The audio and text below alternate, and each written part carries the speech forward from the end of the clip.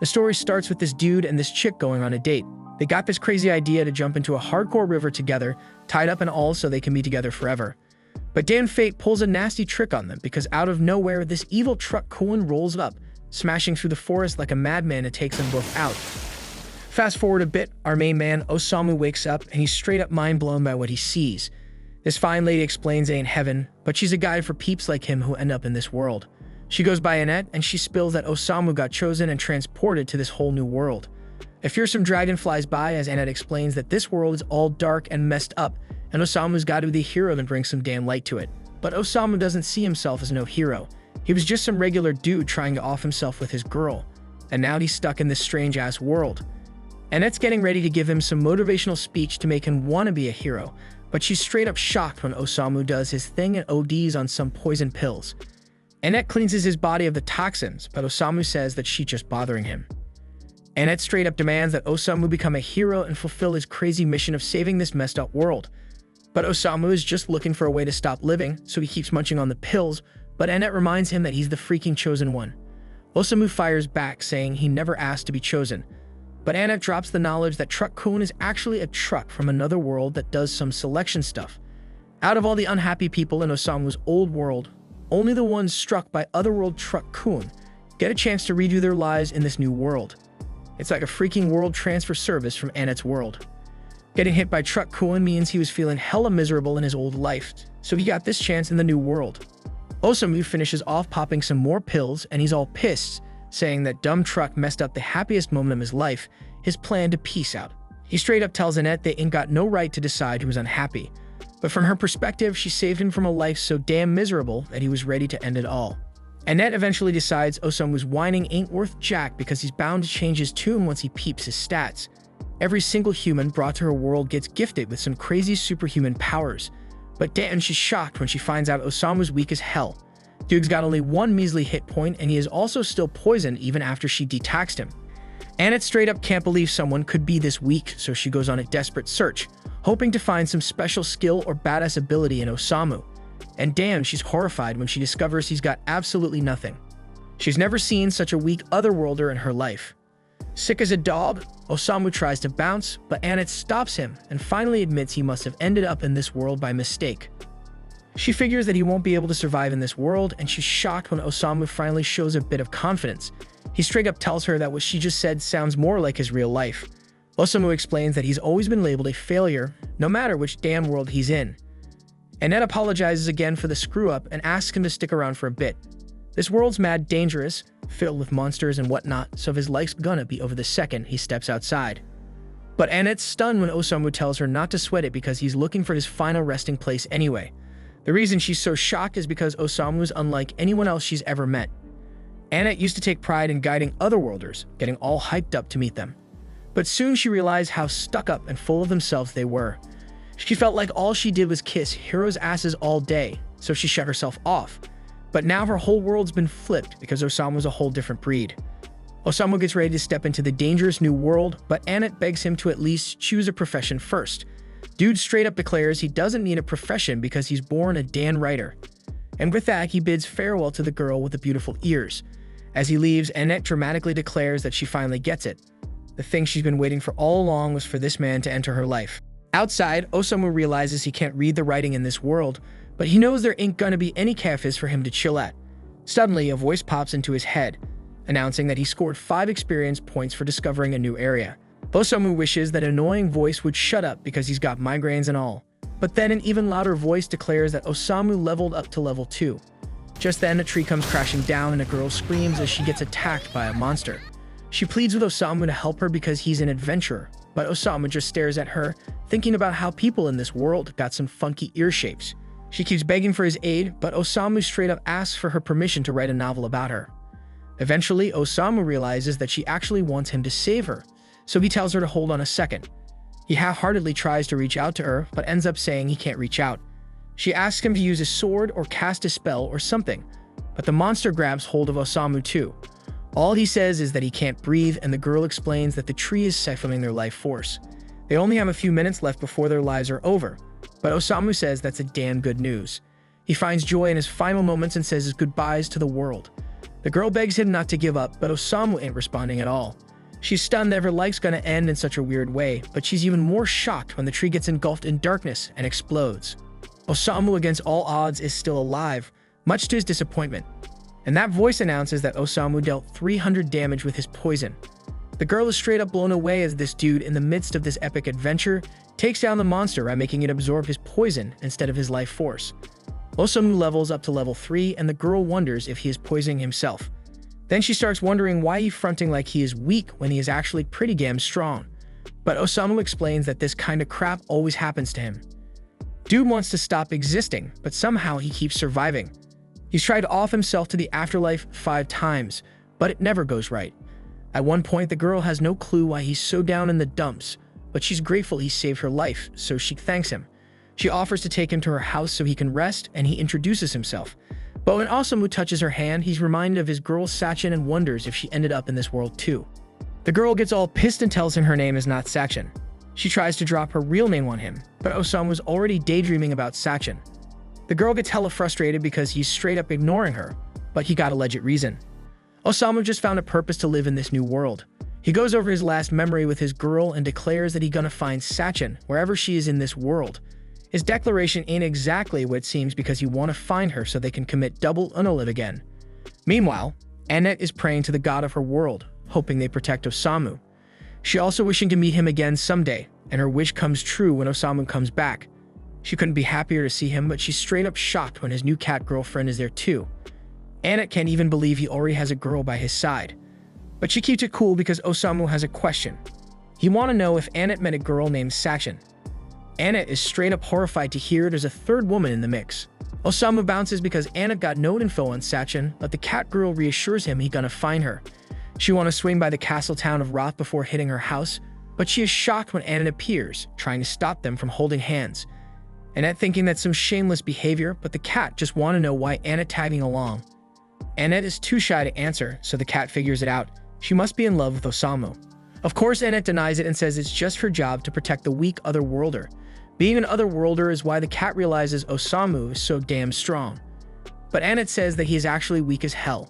The two start arguing about how weak he is, but the cat spittles that Osamu killed a monster and saved her life. Annette is horrified because saving her life means they got close, and she starts calling the girl a thieving cat. Right then, Osamu announces he found something dope, a real comfy bed. But it's actually a freaking coffin, and he tells the girls to wake him up when they reach the town. Osamu says goodnight to Annette and Tama, but the cat is all mad because that ain't her name. Osamu was already knocked out though, and Annette shyly points out that he called her the right name. So Annette takes on the task of dragging Osamu in his coffin, but Tama wonders if that's really her job as a clergyperson. As they keep walking, Tama's getting fed up with driving that damn coffin around, so she tells Osamu to get out and walk on his own 2 feet. But there's no response, and she starts worrying that Osamu might have actually kicked the bucket somehow. Annette checks his stats, and Osamu seems to be fine, so he's probably just knocked out. They're pretty close to the castle anyways, so Annette asks Tama to suck it up a bit longer so they don't have to wake him up. Meanwhile, inside the coffin, Osamu's peacefully dreaming about his beloved Sacchan. And no matter where she is, he's gonna find her so they can both die together. A while later, they finally reach Roth, the castle town. Annette and Tama open up the coffin to let Osamu out. Osamu takes a look around the town, and he's damn sure now that he ain't in the same world no more. But before they do anything else, Annette suggests they head to the castle and have an audience with the king, but they end up leaving the coffin right in the middle of the road. At the castle, King Thomas and his daughter Charlotte are happy to meet them. And since they gotta be dead tired from a long-ass journey, the king offers them all a place to crash in the castle chambers for the night. But before that, he wants to hear some of Osamu's pleasant experiences. Osamu can't think of too many pleasant things to talk about, but he did enjoy that coffin ride gear, so he tells the king he's gonna show him what it's like to sleep in a coffin. Out of context, that might sound like a threat and all, but Annette quickly switches gears and compliments Charlotte on how fine she looks. The king mentions that Charlotte's actually getting married soon, so he's looking for some advice about her suitors. Thomas calls for the dudes to be brought in, and that's when we meet the warrior Gomes and the wandering minstrel of love Otto. Lately, because of the wrath of the demon lord's influence, monster activity's gone through the roof, but Thomas is too damn old to handle it himself, so he decides one of these two fellas is gonna become Charlotte's husband and the next king of Roth. Problem is, Charlotte ain't too keen on the idea because she ain't picked a husband yet. That's why he's leaving the choice to a bunch of strangers he just met 10 damn minutes ago. He's making them choose between Gomes and Otto to marry Charlotte, But when the choice pops up, Osamu does the smart thing and says he's never met these dudes before. Charlotte's whole future depends on this decision, so it's stupid to trust a bunch of strangers with it. And if you do something like this without even thinking twice, then he ain't fit to be king. The king's left in shock, and after saying that, Osamu turns to bounce while Annette and Tama are frantically trying to apologize for Osamu's actions. They try to explain that Osamu's from another world so he can be a bit blunt sometimes. But the king says it's cool because he ain't the type to hold a grudge, and it seems like Charlotte's taken a liking to him. Later that night, while everyone else is knocked out, Osamu spends his time gazing out the window. So Annette gets up and asks if he's having trouble falling asleep. Osamu tells her he just never sleeps well. Annette wants to seize the moment to learn more about Osamu, so she asks him to spill about Sacchan. But then she peeks a tail popping out from under Osamu's sheets, so she yanks off the covers and sees Tama snoozing on Osamu's thighs.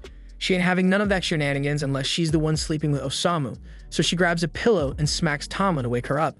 Tama defends herself, saying it's chilly and she's part cat, so it's totally normal for her to snuggle up to people for warmth. While Annette and Tama keep going at it over this, Osamu gets up and dips out of the room because of all the ruckus. And as he steps into the hallway, he notices a dope-ass light. So he steps outside to peep the lake, and wouldn't you know it, Charlotte's chilling there too. When she spots Osamu, she invites him to vibe with her and enjoy the lake because it's a beautiful night. Osamu agrees, saying the place is so damn beautiful that it makes him feel like he wants to take a forever dive in the lake. Charlotte's shocked to hear him say that and asks if Osamu's got enough problems to make him one off himself.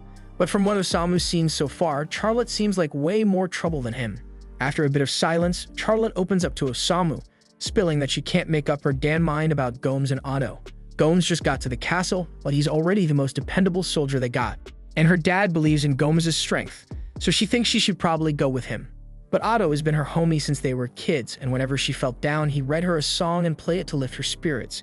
She doesn't know if she should choose a hubby she loves or one who'd be the strongest king for her dad's sake. Osamu chuckles to himself and says Charlotte's hella kind for worrying about her dad's opinion this much, unlike Osamu, who's tried to cancel his subscription to Life multiple times, always causing problems for his family in the process. But he's never let someone else decide how he's gonna live his life.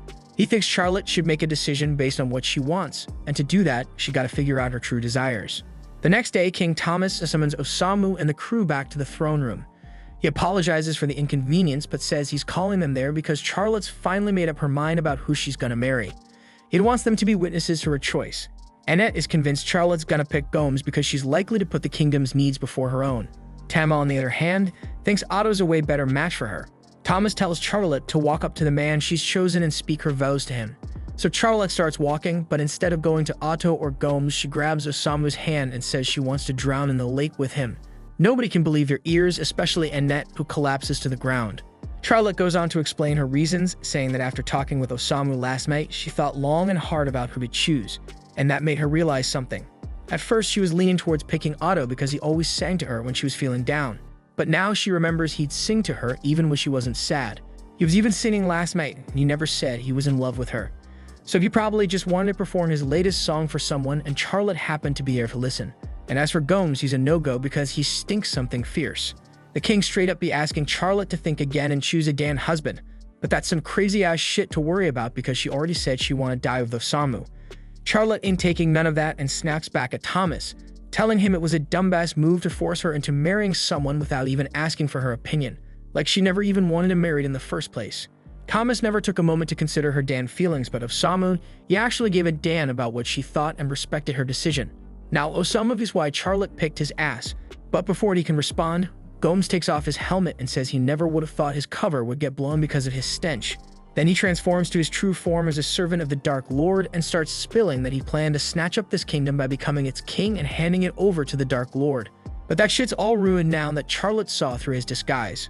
Osamu looks at Charlotte and asks if she figured out Gomes was a freaking demon, but she ain't got a freaking clue. She just said he stank because he really does stink. That means Gomes blew his cover for no good reason, but he ain't ready to admit he messed up. Now that his cover's blown, he says he'll just kill them all. This is the kind of situation where a badass priestess would be hella useful, but she's still knocked the hell out. Tama tries to wake her up while Gomes is busy dealing with the guards. But damn, the guards ain't lasting long, so Tama has got to grab Annette's body and bounce to avoid getting squashed by a freaking pillar. Since Annette won't be waking up anytime soon, Tama takes matters into her own hands and starts throwing down with Gomes. She's level 14, so she should be able to hold her own in a fight. And since she'll go against him, Otto offers to play her a song because he's rocking at level 89. Normally, it would give her a boost, but turns out Otto's just playing his freshest track, and it ain't got no special effects, but Osamu seems to be liking that hood classic song. Tama ain't got no other choice but to start whooping ass on her own. As Gomes charges at her, Tama ducks and lands a kick straight to his face. She follows it up with a cat punch, but it doesn't do much damage to Gomes, so he sends Tama flying in return. He then says he's going to put everything into his next attack and tear Tama to shreds. But before he can do that, Osamu grabs his attention and asks Gomes to eliminate him and Charlotte first. Gomes thinks Osamu's playing around, but Osamu tells him that now that Charlotte's free from her dumbass father's grip, her first wish is to go out with a bang alongside Osamu. And Osamu ain't one to pass up a chance to die, so he asks Gomes to do him this favor. Gomes agrees to off him, but he says after that he's gonna take out the king and burn the whole damn city to the ground, taking out everyone in it. Osamu doesn't give a damn about what Gomes does because he'll be dead by then anyway, but Charlotte's starting to have second thoughts about biting the dust. As Gomes charges at them, she tells Osamu that she can't let herself die just yet because she wants to stay alive and protect the kingdom. Osamu's glad to hear that Charlotte finally knows what she really wants. Just when she wants to stay alive, he pushes her out of harm's way and takes the full brunt of the attack himself as Gomes keeps charging straight at Osamu. Charlotte tries to convince him not to get himself impaled, but luckily, right at that moment, Anna wakes up and uses her power to create a shield of light to protect Osamu from Gomes' strike. She's vowed to never let Osamu die as long as she's by his side. So as Gomes tries to break through her shield, he ends up shattering his damn horns in the process. Now that Gomes is defenseless, Tama lands a blow that sends him flying through the castle wall and into the freaking lake. Both Tama and Annette are relieved they made it through, and since Anna really came through for Tama, Tama feels the need to show her some appreciation. Annette also thanks Tama for her help, and the two of them seem to be getting along a whole lot better now. And Otto is still here, playing his heart out like he doesn't have a care in the world. Charlotte's got a lot to process after that crazy incident, but then her dad rushes up to her, begging for forgiveness for not giving a damn about her feelings before. Osamu was right about Thomas not being fit to be king, and now Thomas realizes he ain't even fit to be Charlotte's father. So he sincerely asks Charlotte if she's willing to forgive him. Charlotte gets down and tells her old man that she forgives him, and from now on, she wants to have a lot of talks with him about the future of this kingdom and their own selves. Thomas is mad happy that he made amends with Charlotte, and Charlotte's thrilled her pops finally gets where she's coming from. But all Osamu can think about is how Annette and Tama messed up his perfect chance for a game over. A while later, Thomas admits he ain't cut out to rule the kingdom, so he gives up the throne to Charlotte, who's now doing everything in her power to keep the kingdom safe. And Otto's still cooking up tunes because he ain't got nothing better to do. Meanwhile, Annette and Tama are busy hauling Osamu's coffin to their next stop, chatting about how bold it was for Charlotte to become queen at 16, but they're sure it's gonna work out somehow. Osamu pops out of the coffin and says what really matters is that Charlotte made the decision for herself and she's standing by it, and that's something Osamu finds beautiful. After dragging Osamu around for a long time, Tama asks Annette if they can chill because she's beat. They put some serious miles behind them, so Annette figures it's cool to take a breather. Once they stop, Osamu cracks open the coffin and wonders if it's food time yet. Annette offers him some bread, but this dude Osamu's all about that boiled tofu, so if she ain't got any, he's just gonna go back to sleep. After the break, Tama asks how much longer till they hit the house, and since Annette's holding the map, she says it looks like we got a few more days before they reach her hometown. But before that, Annette asks to make a stop at this Whiten temple. Tama ain't care about the delay, but she asks why Annette needs to go there, prompting her to start explaining the Isekai process. Usually, peeps from other worlds come into this realm through one of 4 temples, and then head off to battle the Dark Lord. But since Osamu's mission is to find Sacchan instead of taking down the Dark Lord, Annette wants to check out the temples to see if they can dig up any info on where Sacchan's at. But if luck ain't on their side, they might have to globe-trot their way around. But Annette's all in, ready to ditch it all for Osamu. Real talk, she ain't want Osamu going toe-to-toe with the Dark Lord, even though it's her job to convince folks to do just that. She's just looking out for Osamu, not trying to see him in harm's way. Tama calls her out, saying she's smitten with Osamu. Annette denies any impure intentions, even if it's painfully obvious at this point. She claims Osamu breathed new life into her work when she was feeling burnt out, so now she's on a mission to help him find his missing person. That's all. Tama asks if that means Annette would be cool if she found out Sacchan was actually Osamu's lover or something. Even though the thought hurts, Annette still wants to see it for herself. By the way, Tama was wondering if Annette can even roll into this Whiten temple since she dipped out on her job for this road trip. Annette ain't sweating it because she's tight with the head honcho at this Whiten temple, and it ain't like she coasted her work either. She had her familiars drop off her official resignation letter for her. And coincidentally, that same familiar is back and munching on Osamu's head. After patching up Osamu, Annette gripes about her sidekick always stirring up trouble. And now that she's vocalizing it, she's realizing it was a mistake letting that thing handle the delivery of her resignation letter. Her suspicions hit the bullseye when her familiar vomits her letter, making it seem like she coasted her work without a heads up, and she's pointing fingers straight at the familiar. Watching the familiar fail so hard at its one job lights up Osamu's face with a smile, seeing as he's a bit of a failure himself. So he names it Mellows, and Mellows takes an instant liking to Osamu. But Osamu ain't really in the market for a pet, so he just dips back into his coffin. Meanwhile, Annette's losing it over bailing on her job without notice, knowing the temple's gonna shut down her unemployment claim later. Right then, Mellows starts acting sketchy and soon bolts, signaling something's off. But it ain't until a dragon swoops down from the peak that they connect the dots on what Mellows was trying to warn them about. A dragon ranks as the baddest beast around, leaving Annette clueless on how to handle it. But before the dragon goes berserk, a chick pops up behind Annette and Tama, commanding Cohaddon to stop attacking random people. The chick then strolls up to the dragon, giving it a pet, leaving Annette and Tama dumbfounded. They've never seen anyone tame a dragon, so they ask who she is. But she just turns to them, saying the area is crawling with monsters, warning them to leave before they get hurt, and seems like one of their crewmates already bit the dust. Annette apologizes for the mix-up and clarifies that Osamu's still kicking is just a quirky otherworlder who's into napping in a coffin. The moment the chick learns Osamu's not from around here, a switch flips in her head, tossing off her cloak to reveal she's a dragon girl, vowing to wipe out all the otherworlders. The sheer power radiating from her is off the charts, so when she zaps a blast their way, Annette barely manages to block it for a hot second with her shield. But her shield ain't cutting it, as the blast still packs a punch. They're left scattered on the ground, realizing this dragon chick's power is on a whole another level. Still, they ain't backing down when it comes to protecting Osamu, so they rise up ready to throw hands once again. But this dragon girl ain't having none of their interference, so she brings down heavy pressure, forcing them back to the floor. While they're pinned, she stands over them, letting Annette peep the mark on her neck, a mark Annette knows is that of the wrathful Dark Lord. This Dark Lord's about to end Annette and Tama, but before she can do the deed, Osamu steps up, telling her to chill with the violence towards the others. He tells her she's got beef with folks from other worlds, and that means the one she's after is him. Osamu tells her she can do whatever she pleases to him, and since he ain't resisting, the Dark Lord agrees to leave the others be. In a split second, she punches right through Osamu's chest. As he hits the floor, this Dark Lord declares herself as Waldelia, telling Osamu to rest in peace forever. But as she's bouncing, Osamu gets back up, laughing at the fact she actually stabbed him. He can sense the hate in her because he once felt the same, even had thoughts of stabbing someone. Dude went as far as penning a threatening letter back in the day, so he knows how it feels to be consumed by hate. Waldelia is getting spooked now, but Osamu keeps pushing closer and touches her cheek, dropping that dying man charm. He says he's down to hear her story, but Waldelia ain't falling for his game that easy. She calls for her ride Cohaddon to scoop her before things escalate. Once she dips, Osamu hits the ground again, because his chest wound is still wide open. But Mellows ain't gossing just yet, finally pulling his weight and hauling them to the temple. Isha sees Annette's messed up, rushing to her side. But Annette asks her to take care of Osamu first because he's in worse shape. Isha sees it's really bad, so she calls for every potion and priest available to help Osamu recover. The next day rolls around and Osamu's back on his feet, but he ain't cool with that. So the first move he pulls is snagging a bottle of poison to drink. While he's on that mission, Annette gives props to Isha for all her help and promises to return the favor down the line. Annette then drops a question about this otherworlder named Sacchan to Isha, but Isha's drawing a blank on that name. Isha figures Sacchan must be posted up at some other temple. More importantly, Isha asks Annette why she's suddenly rolling with an otherworlder.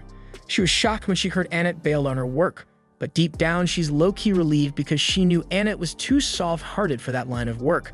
But Isha ain't down with Annette teaming up with an otherworlder because she's seen firsthand that most of them are just shady characters. These folks get divine gifts to take down the Dark Lord, but they all call their gifts as overpowered skills and use them for dumb shit like starting a failing rap career. One of these jokers is called Kotaro, and he was unfortunately given the power to destroy the world's economy by mass-producing gold coins like crazy. He tries to charm the girls by offering to buy them whatever they want in exchange for a good time, but Isha ain't having it. She tosses his gold right back to his face and tells him to bounce because she's in the middle of a serious chat. Kotaro was a headache, but he kinda proved his own point that otherworlders aren't good people. Annette tries to vouch for Osamu, claiming he's not cut from the same cloth as the rest of them, but Isha ain't buying it because Osamu's vibes scream trouble. Isha warns Annette that sticking by Osamu will lead to ruin, but Annette stands firm that Osamu ain't a bad influence because she's seen herself change for the better since linking up with him. But Annette's defense about Osamu being a positive force takes a hit when he rolls up asking for cash to score drugs, and she gladly hands him whatever he needs. Yisha starts thinking Annette might be too deep in the mix if she's already this tied to Osamu. Yisha's at least curious about Osamu's gift, but she's thrown for a loop when Annette spills that Osamu ain't got no gift at all. Even though he ain't got no gift, Osamu still put himself on the line to shield Annette and Tama from the Dark Lord. But this news hits Yisha even harder because the Dark Lord supposedly bit the dust 7 days back at the hands of some otherworlders. Next thing you know, we're peeping the throne all stained up from the former Dark Lord's blood, with the otherworlder who took him out chilling on it. Meanwhile, Waldelia is lurking in the shadows, swearing to avenge her old man's death. Later on, Annette links up with Tama and drops the bomb that the Dark Lord got taken out a week back. Yisha got wind of it from the church recently, and it's a dope deal because it means peace might finally be settling over Zauberberg.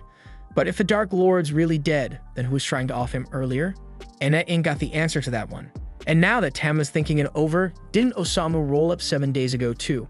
If the Dark Lord was already done for by then, why'd they still bring Osamu into the mix? Right then, Osamu tears up his notes and falls on the floor, so Tama's checking in on what's wrong with him this time. He spills that he's been struggling to write all the craziness that's gone down since he touched down in this world. Annette asks if he wrote anything about her, but Osamu admits he didn't jot a single word about her. If anything, he felt a burst of inspiration after crossing paths with Waldelia, hoping for that same spark to ignite creativity again, but Tama says she's not going to do any dangerous shit with him. Annette suggests they all dip into town to unwind, and with her future with Osamu in mind, there's a few things she wants to snag for him. Once they hit the town, Annette scoops up a heavy set of armor for Osamu to keep him safe and sound. Osamu ain't tripping, because the smell of fit reminds him of his coffin. With Osamu locked in tight, Annette and Tama jet off to do some more shopping. So Annette warns Osamu to stay put while they're out. A while later, Yisha's walking through town when she spots a crew of kids gathered around a massive suit of armor, and she's shocked to find Osamu snugly sitting inside. Rushing off the curiosity about why he's rocking that heavy gear, Yisha drops the bomb that she's got something to chat with Osamu about. She lays it down that from here on out, Annette's leaving with her because she's convinced sticking with Osamu will only lead to misery. Yisha orders Osamu to cut ties with Annette immediately. But Osamu just flashes a smile and tells her that it's Annette's call whether she stays with him or not. Yisha can't make that call for her. Plus, how can Yisha be so certain Osamu's gonna bring Annette down when she knows any shit about him? And just because he's an otherworlder, Yisha's jumping to conclusions that Annette's better off without him. Right then, Misha catches a weird sound, and as she goes to check it out, she catches Kotaro bringing in another otherworlder called Suzuki to the scene. Suzuki spills to the crowd that the Dark Lord finally got taken down, so the whole crew starts cheering for the otherworlders, who set them free from the Dark Lord's grip. But Suzuki corrects them because he ain't calling it freedom. It's more like they got a new boss in town. He declares that from now on, the otherworlders are running the show, and he's taking charge of the town, so he demands everyone bow down to him. Just then, Kotaro spots Annette and calls her out for being one of the elves who smacked his face with coins. So Suzuki jumps up and starts barking at her for laying a hand on an otherworlder, and he's making it crystal clear that she won't be pulling a stunt like that again. After placing his hand on Annette's head, Suzuki activates his skill, and within moments, Annette's eyes go dark as she falls completely under his control. Tama notices something seriously wrong, and realizing Suzuki has messed with Annette, she grabs Kotaro by the jacket and demands to know what happened. Kotaro just smirks and tells her there's nothing she can do now that Suzuki's skill is in play, and he breaks it down that anyone Suzuki touches becomes his mindless puppet. Tama is furious and threatens to beat Kotaro senselessly until he gets Suzuki to fix Annette, but before Tama can even lay a finger on Kotaro, Suzuki casually places his hand on her head and turns her into another obedient puppet. Things are getting way out of hand. Then Nisha finally shows up, furious at Suzuki for abusing his powers. She taught him to use his abilities for good, not to enslave people. Suzuki, however, couldn't care less about Isha's disapproval because he's the one holding all the cards now. Since Isha and the townsfolk are trying to oppose him, he decides to completely wreck the town to make an example out of it. He plans to rebuild it as a fortress where no one will dare challenge him again. Before he leaves, he informs Isha that he'll be taking over her church and turning it into his new castle. Under Suzuki's orders, his attack dogs go wild, demolishing the town. Even Tama, now under Suzuki's control, joins in the destruction, taking her anger out on the suit of armor that Osamu had been stuffed into earlier. Osamu, however, isn't even bothered by Tama's rampage. He actually finds it pretty hilarious that Annette was right about the armor being a good idea for emergencies like this. Eventually, Tama's relentless punches crack the armor open, but in the chaos, she ends up launching the helmet right into her own face, knocking her out cold instantly. Osamu is now free from the armor, and with Tama out cold on the ground, he does the only thing he can think of. He stuffs her into a barrel to make sure she doesn't cause any more trouble. After sorting that out, Yisha comes crashing into the building next to him. For once, she's actually relieved to see Osamu's face, but she still sticks to her earlier statements about Suzuki being a prime example of what otherworlders are like. Suzuki didn't just use his gift for his own selfish desires, his greed has made him a real danger to society. It's clear that the power from his gift must have gone straight to his head, because he wasn't like this when he first showed up in this world. Back then, he was a shy, weak-willed guy, but now he's turned into a full-blown monster. Hearing Yisha talk about Suzuki's fall from grace sparks a new fire in Osamu. He asks Yisha where Suzuki is, and she tells him Suzuki should be at the church, so Osamu asks Yisha to keep an eye on Tama while he goes to confront Suzuki. Yisha warns him that it's insane to go after a hero without a gift of his own, but Osamu insists, saying he wants to write about Suzuki's story. Seeing how determined he is, Yisha agrees to go with him to keep him safe. When they reach the church doors, Osamu is pumped, but Yisha can't understand how he's so chill in this situation. He's seen what Suzuki's gift can do, so he should know he's at a serious disadvantage in a straight-up fight. If he barges in without a plan, she tells him he'll be shredded by Suzuki's beasts. But before she can say more, Osamu pulls out a bottle of poison from his sleeve. Yisha is impressed, thinking Osamu plans to use the poison on the beasts, but to her shock, he chums the whole bottle in one go. With the poison out of the picture, Yisha gets down on all fours, saying they'll have to use the back door. But Osamu ignores her and heads straight through the front door. Osamu greets Suzuki and tells him he's interested in writing a novel about his story. Suzuki, thinking Osamu is a fan wanting to document his heroic deeds, is pleased.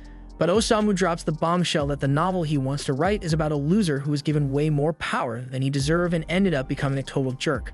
Suzuki's feeling massively disrespected, so he orders his pack of dogs to tear Osamu apart. Osamu's just standing there like he's on vacation, so Yisha jumps in to defend him. She casts a spell that sends lasers right into the dogs' heads, but she's getting overwhelmed and Suzuki's remaining beasts start launching fireballs at Osamu. With Yisha out of commission, it's looking like Osamu is about to have a very bad day. Just when it seems like all hope is lost, the fireballs get deflected by a floating helmet and fly right back at Suzuki. Turns out Melos is using the helmet to deflect the fireballs, because the armor's got this nifty trick of bouncing off low-level spells. Kotaro's freaking out, realizing that Osamu's got some serious plot armor going on. But Suzuki's not sweating it, he's got one last trick up his sleeve. Suzuki orders his great wolf to attack Osamu. As the wolf bites into him, it starts to decay and collapses. Yisha's in disbelief that the poison Osamu drank actually saved them, and Kotaro is now 100% convinced that Suzuki can't beat Osamu's plot armor, so he takes his potato-like head and runs away. Suzuki grudgingly admits that Osamu's tougher than he thought. But he's not done yet. He calls out Annette to come out and finish the job. Annette, under Suzuki's control, charges at Yisha with a dagger and nearly stabs her. Yisha, not wanting to fight Annette, figures it's best to retreat for now. But Osamu's not having any of that. He believes Annette's strong enough to shake off the mind control. Suzuki laughs, saying his mind control is unbeatable, and that Annette's doomed to be his slave for life. Still, Osamu is confident Annette can overcome it. He walks right up to her and tells her she doesn't have to obey Suzuki's orders. It seems Osamu's words are getting through because Annette starts hesitating, trying to resist stabbing him. Suzuki's fuming, using all his power to force her hand, but Annette, through sheer willpower and a flashback, manages to break free of the brainwashing by stabbing herself in the leg. The pain snaps her out of it, and she collapses into Osamu's arms. With Annette back to her old self, Osamu asks Yisha to treat her leg wound. Yisha starts to realize she might have misjudged Osamu as a person. Suzuki's realizing his ability isn't all-powerful anymore, and he's starting to sweat, knowing he's going to be held accountable for all his war crimes. He's freaking out, knowing he's about to get served some serious justice from all the people he's messed with. He's looking around, desperate for a knife to end it all. But just as he's about to give himself to the afterlife, Osamu swoops in to stop him. Not because he gives a damn about Suzuki's life, but because he's not done with his story yet. He wants Suzuki to spill everything about his past life, so with nothing left to lose, Suzuki starts pouring out his backstory. Suzuki was just your average high school kid, constantly bullied by the bigger guys. He was super timid and weak and never stood up for himself. He even thought about jumping off a roof to escape his bullies, but chickened out in the end. One day, a drunk old man bumped into him and started shouting like it was Suzuki's fault. Suzuki was pissed but still didn't have the guts to fight back, so he was basically a walking target for truck porn. Next thing he knows, he's yanked into this world and greeted by Yisha as the so-called hero, supposed to take down the demon lord. From there, he was left to fend for himself, grinding his way through battles with wolves and eventually turning them into his loyal minions. With his new crew, he took down some heavy-duty monsters. He thought things were finally looking up for him. But as he walked through the town, he realized that even with all his new power, people still treated him like a nobody, just like back on Earth. The thought of getting bullied again pushed him to his breaking point. He'd suffered endless torment on Earth, and now he's being hailed as a hero here. But he had no real motivation to save this new world or play the hero role. Even when we tried to act like a villain, he couldn't pull it off. Osamu's digging Suzuki's story because it wraps up his novel nicely. It's about a pitiful guy who could never be a true hero, stuck as a villain due to his own weakness, an outcast no matter where he goes. So Osamu decides to call the novel Isekai Shikaku. As he names it, pages from the novel start floating around Suzuki, making it all kinds of surreal. Then Osamu thanks Suzuki for the story, saying it helped him finally write something he's actually cool with. But he's still not calling it a masterpiece, so he grabs a page from the novel and rips it to shreds. As he does this, a magic circle pops up beneath Suzuki. Isha and Annette recognize it as the summoning circle they use to bring heroes to this world. But this time it's working in reverse. In a flash of light, Suzuki is sent back to Earth. Annette checks Osamu's status screen, and to her shock, sees he now has a gift that wasn't there before. Isha figures it must be some special skill that only works against otherworlders. This means Osamu was brought here specifically to deal with otherworlders. After Suzuki vanishes, Osamu collapses, bummed that he couldn't create the masterpiece he was aiming for. He's completely unaware of the power his writing has, and he starts wondering what happened to Suzuki. With Suzuki gone, all the monsters under his control chill out and start leaving the town. Tama finally gets herself out of the barrel, but she's scratching her head, not even sure why she was in there in the first place. With everything going back to normal, Isha figures Osamu deserves a reward for saving the town from Suzuki. So at his request, she has a customized coffin made for him. Annette thanks Isha for all her help, but before she heads out, Isha wants to have a serious talk with her. She says it's likely Osamu is a huge hero in this world, which means traveling with him is gonna be insanely dangerous. But Isha's seen Annette's willpower and thinks she can handle whatever comes her way, so she asks Annette to back up Osamu as best as she can. After that, the group is set to continue their journey, with Tama and Annette grabbing the ropes to haul Osamu's coffin. Before they leave, Isha has one more question for Osamu. She's been mulling over Suzuki's downfall. Suzuki was a decent guy before he got his powers and came to this world, so Isha wonders if he turned bad just because he was summoned. Osamu's got a different take. He says while Suzuki's story as a hero here is done, his story back on Earth is still in play. It's up to him to turn things around and make a difference. And then we see Suzuki on Earth after he got a job and decided to change his life for the better. After Osamu and the gang left, Isha rolled up to the church headquarters to fill them in on what happened. When she arrives, she spots her co-worker, Wolf, sitting around and drinking away his problems. She's pretty shocked he's already hitting the bottle in the morning, but Wolf shrugged it off, saying his job was way more stressful than hers. While Isha deals with people like herself, Wolf has to handle dwarves, and according to him, dwarves smell absolutely awful. Just as Wolf is about to keep bragging on dwarves, Elton walks in and calls him out. He says it's not cool for Wolf to be spewing racist crap while he's on the clock, especially since he's a bishop. Wolf gives a half-hearted apology but throws some shade at Elton for being a goblin bishop, considering most bishops are elves. Elton isn't fazed and tells Wolf he's acting worse than the dwarves he hates so much. This really sets Wolf off, and he dares Elton to handle dwarves all day and see if he doesn't become a racist too. Right then, Cardinal Miller shows up and tells them to cut the crap and sit down so they can get the meeting going. When the meeting starts, Miller apologizes for dragging everyone here on short notice. He wants to kick things off with updates from each region, but notices someone's missing. Before he can say much more, the missing bishop stumbles in and falls in front of everyone.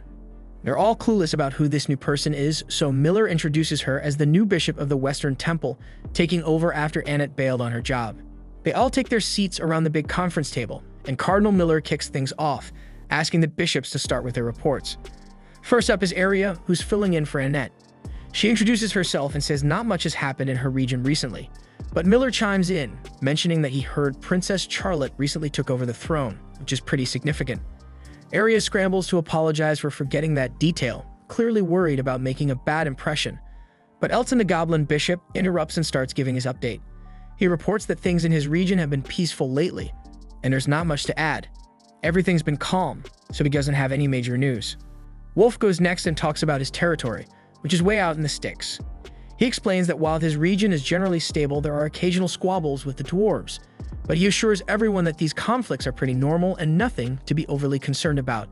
When Isha takes her turn, she brings some serious news. An otherworlder recently went on a rampage in her region and wrecked half of the town of Vale. She's working hard to get the town back to normal, but that's not even the biggest issue. The main reason Miller called this meeting is to address the situation with the otherworlders. As he mentioned last week, a group of otherworlders took down the wrathful Dark Lord. Because of this, the Pope has decided to seal the magic circles that link their world to the others and put Truck Cohen on indefinite paid leave. Elton is relieved that the Dark Lord is out of the picture, but is still worried. The 7 otherworlders who defeated him have claimed his former territory and announced they're going to turn Zauberberg into their idea of a perfect utopia. This whole situation is shaping up to be nothing short of a declaration of war, and it's got the Pope seriously shaken.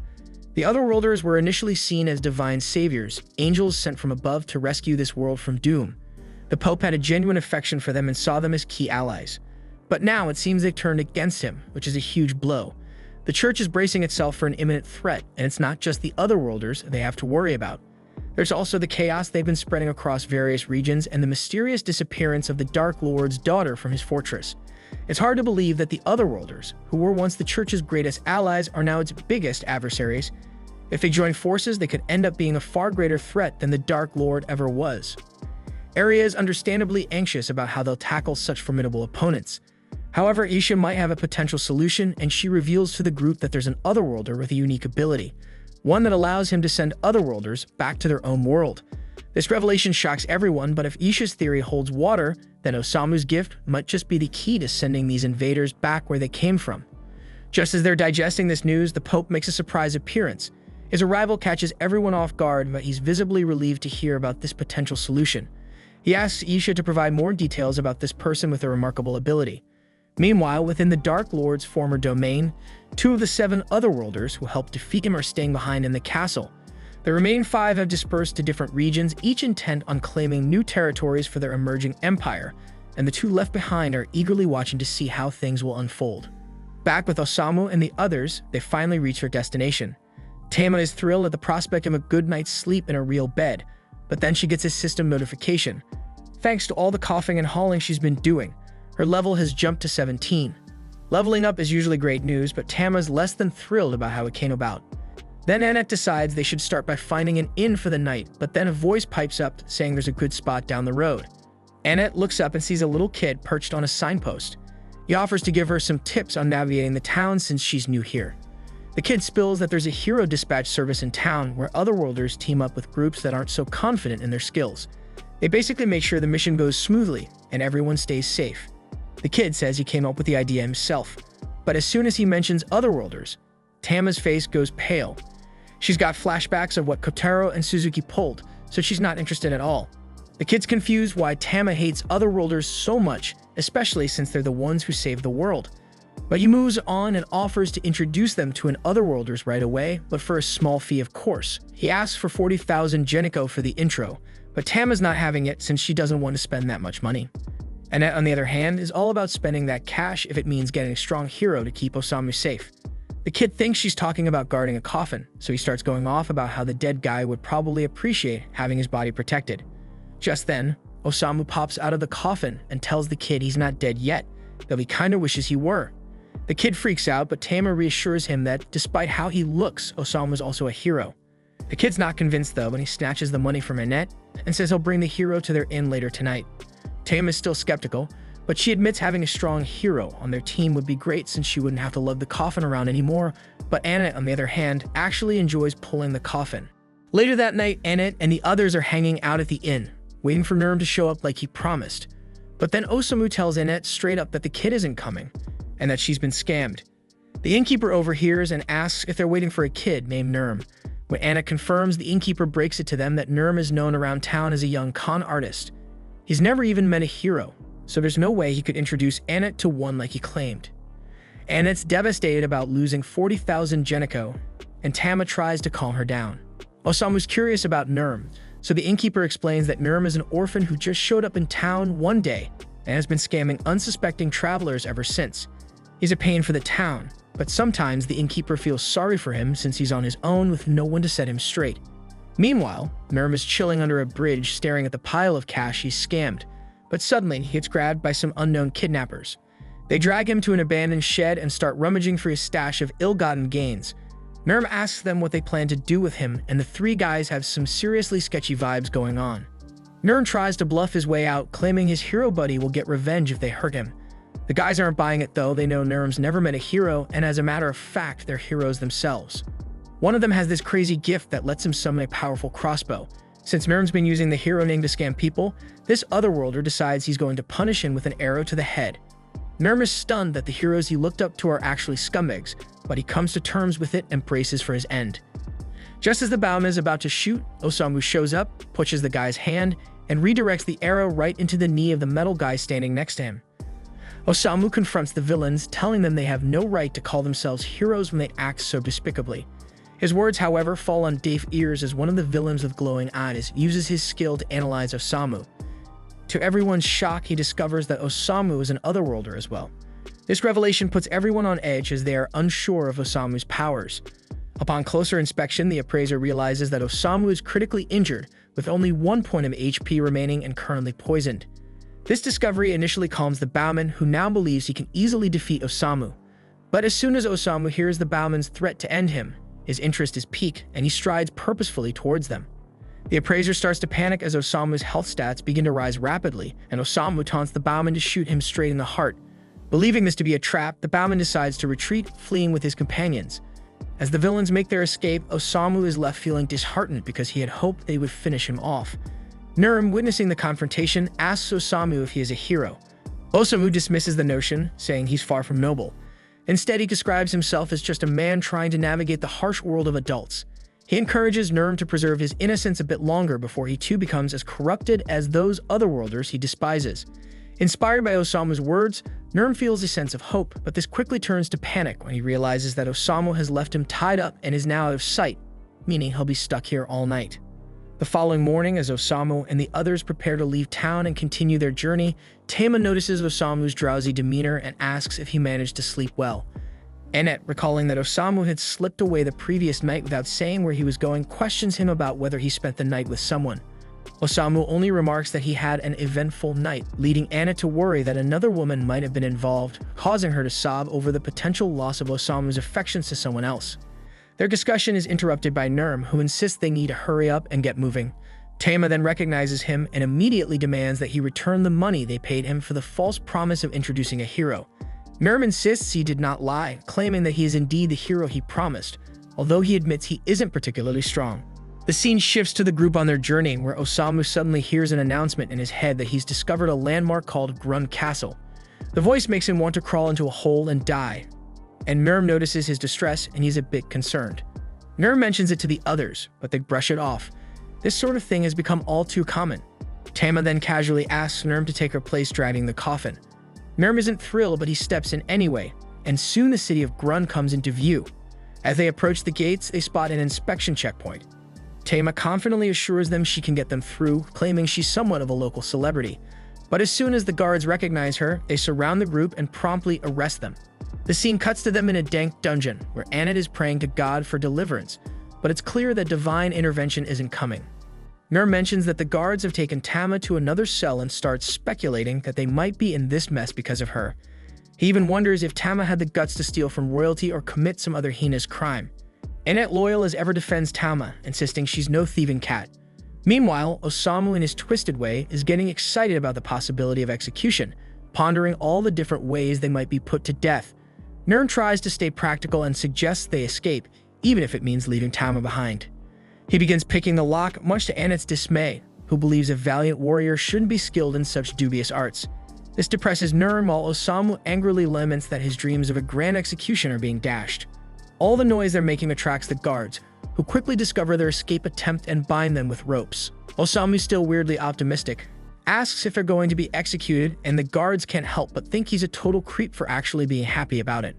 Later, Osamu and the others are brought before King Siberian. The minister Briard informs them they'll be executed for their crimes. Annette and Nurm are baffled, having no idea what crimes they're being accused of. The king then reveals that they're being sentenced for kidnapping his daughter Matilda, and it's a crime worthy of execution in his eyes. Tama then strides into the throne room and immediately clears the air, telling her father that she wasn't kidnapped. The twist is that she's actually the princess of this nation, and Tama explains that she's been traveling to different countries to hone her martial arts skills, and that she met the group during her journey. She then turns to Annette, asking her to back up her story.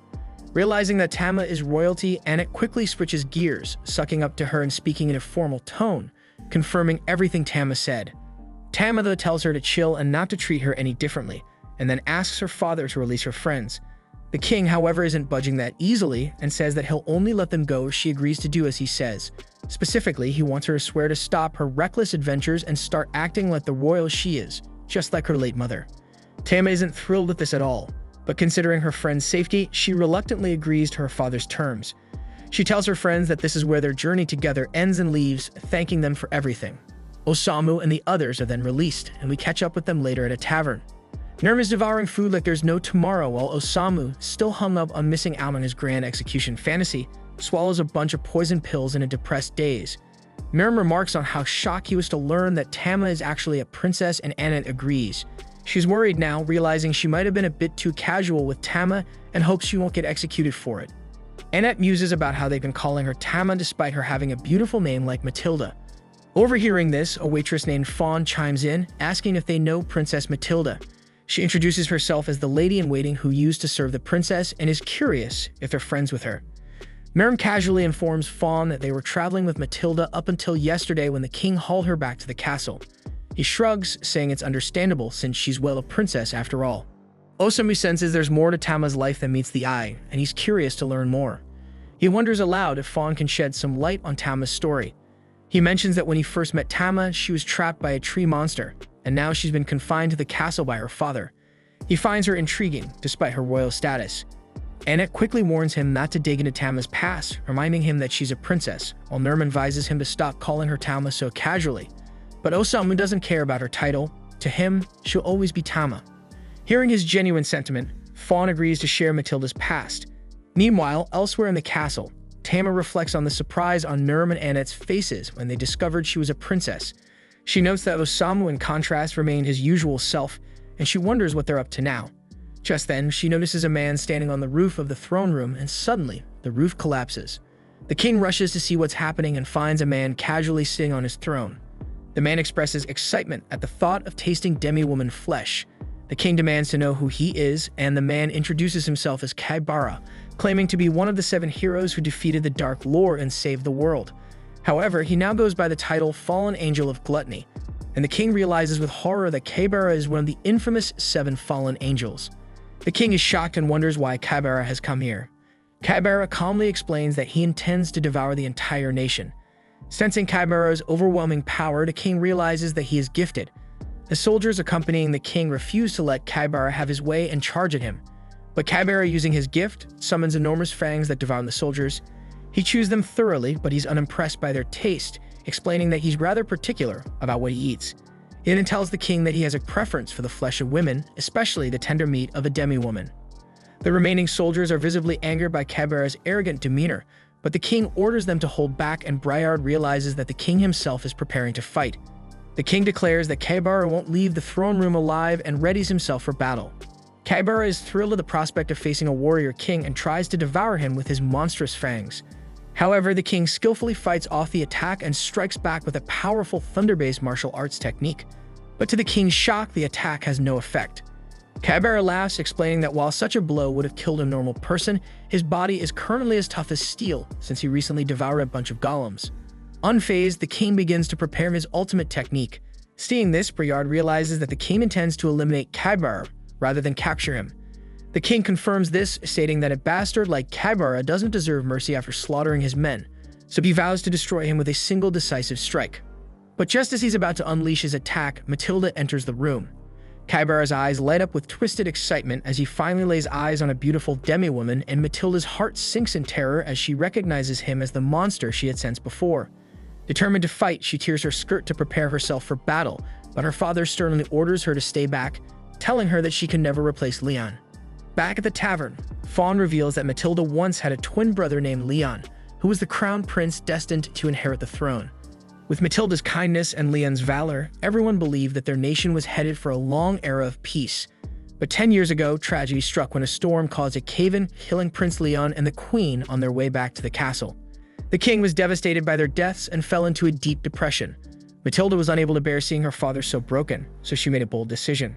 She asked to have her hair cut to look like Leon's and vowed to take her brother's place, hoping to ease her father's pain. But instead of bringing them closer together, this act only deepened the rift between them.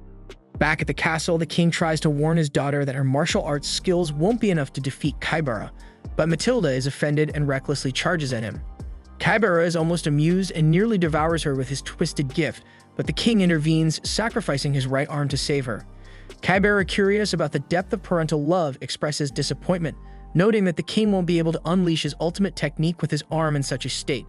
To taunt them further, he shows Matilda her father's severed arm in his mouth, enraging her. She attempts another attack, but Briard steps in, knocking her unconscious and swiftly fleeing with her. Frustrated that his meal has escaped, Kaibara decides to save her for later, shifting his focus back to how he should enjoy the king. Meanwhile, back at the tavern, Annette thanks Fawn for sharing Tama's story. Nurm asks Osamu what he's been scribbling, but before he can answer, Briard bursts in, relieved to see Fawn. Carrying the unconscious Matilda, he reassures them that she's only fainted and explains that they barely escaped with their lives. The castle of Grun has fallen to an evil otherworlder who appeared out of nowhere. Suddenly, a loud blast echoes from the direction of the castle, and the citizens of Grun witness their captured king displayed for all to see. Kaibara, now standing before them, introduces himself as their new ruler. With a twisted smile, he assures them that there's no need to worry, promising not to oppress them. Instead, he reveals his true horrifying intentions. He only wants to feast on the flesh of demi-humans, specifically targeting women and children. The men, he says, can continue working as usual.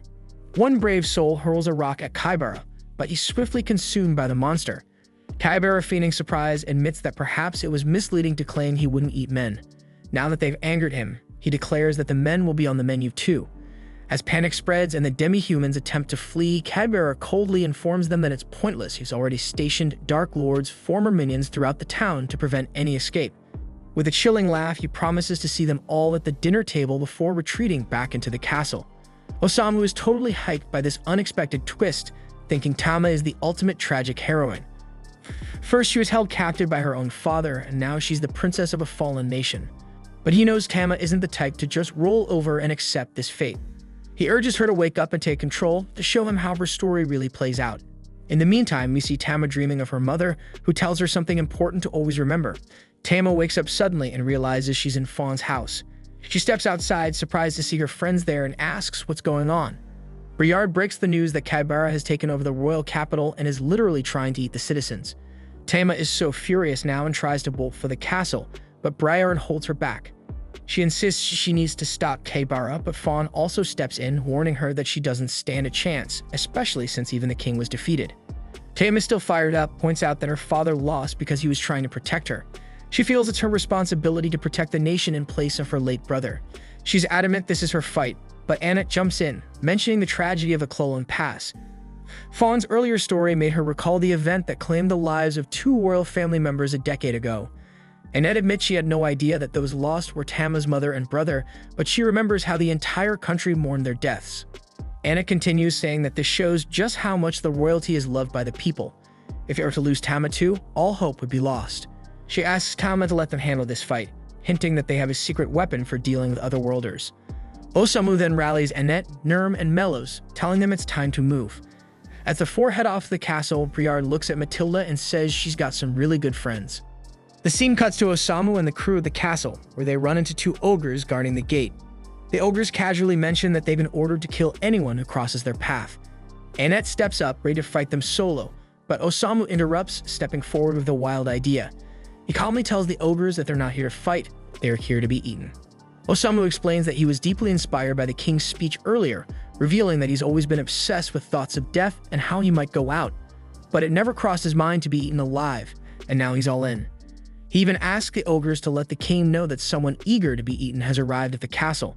The ogres, baffled, exchange looks, probably thinking Osamu is some kind of deranged freak. Meanwhile, Osamu grows impatient, annoyed that they're delaying his grand exit. Fast forward, and Osamu and the others find themselves locked in a cell yet again. Annette is desperate and prays for divine intervention, but when nothing happens, she begins to lose faith. Osamu is surprisingly calm and tells her to chill out.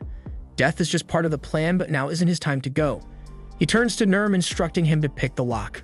Meanwhile, the scene shifts to Briard bringing some soup to Tama back in town, only to find her room empty.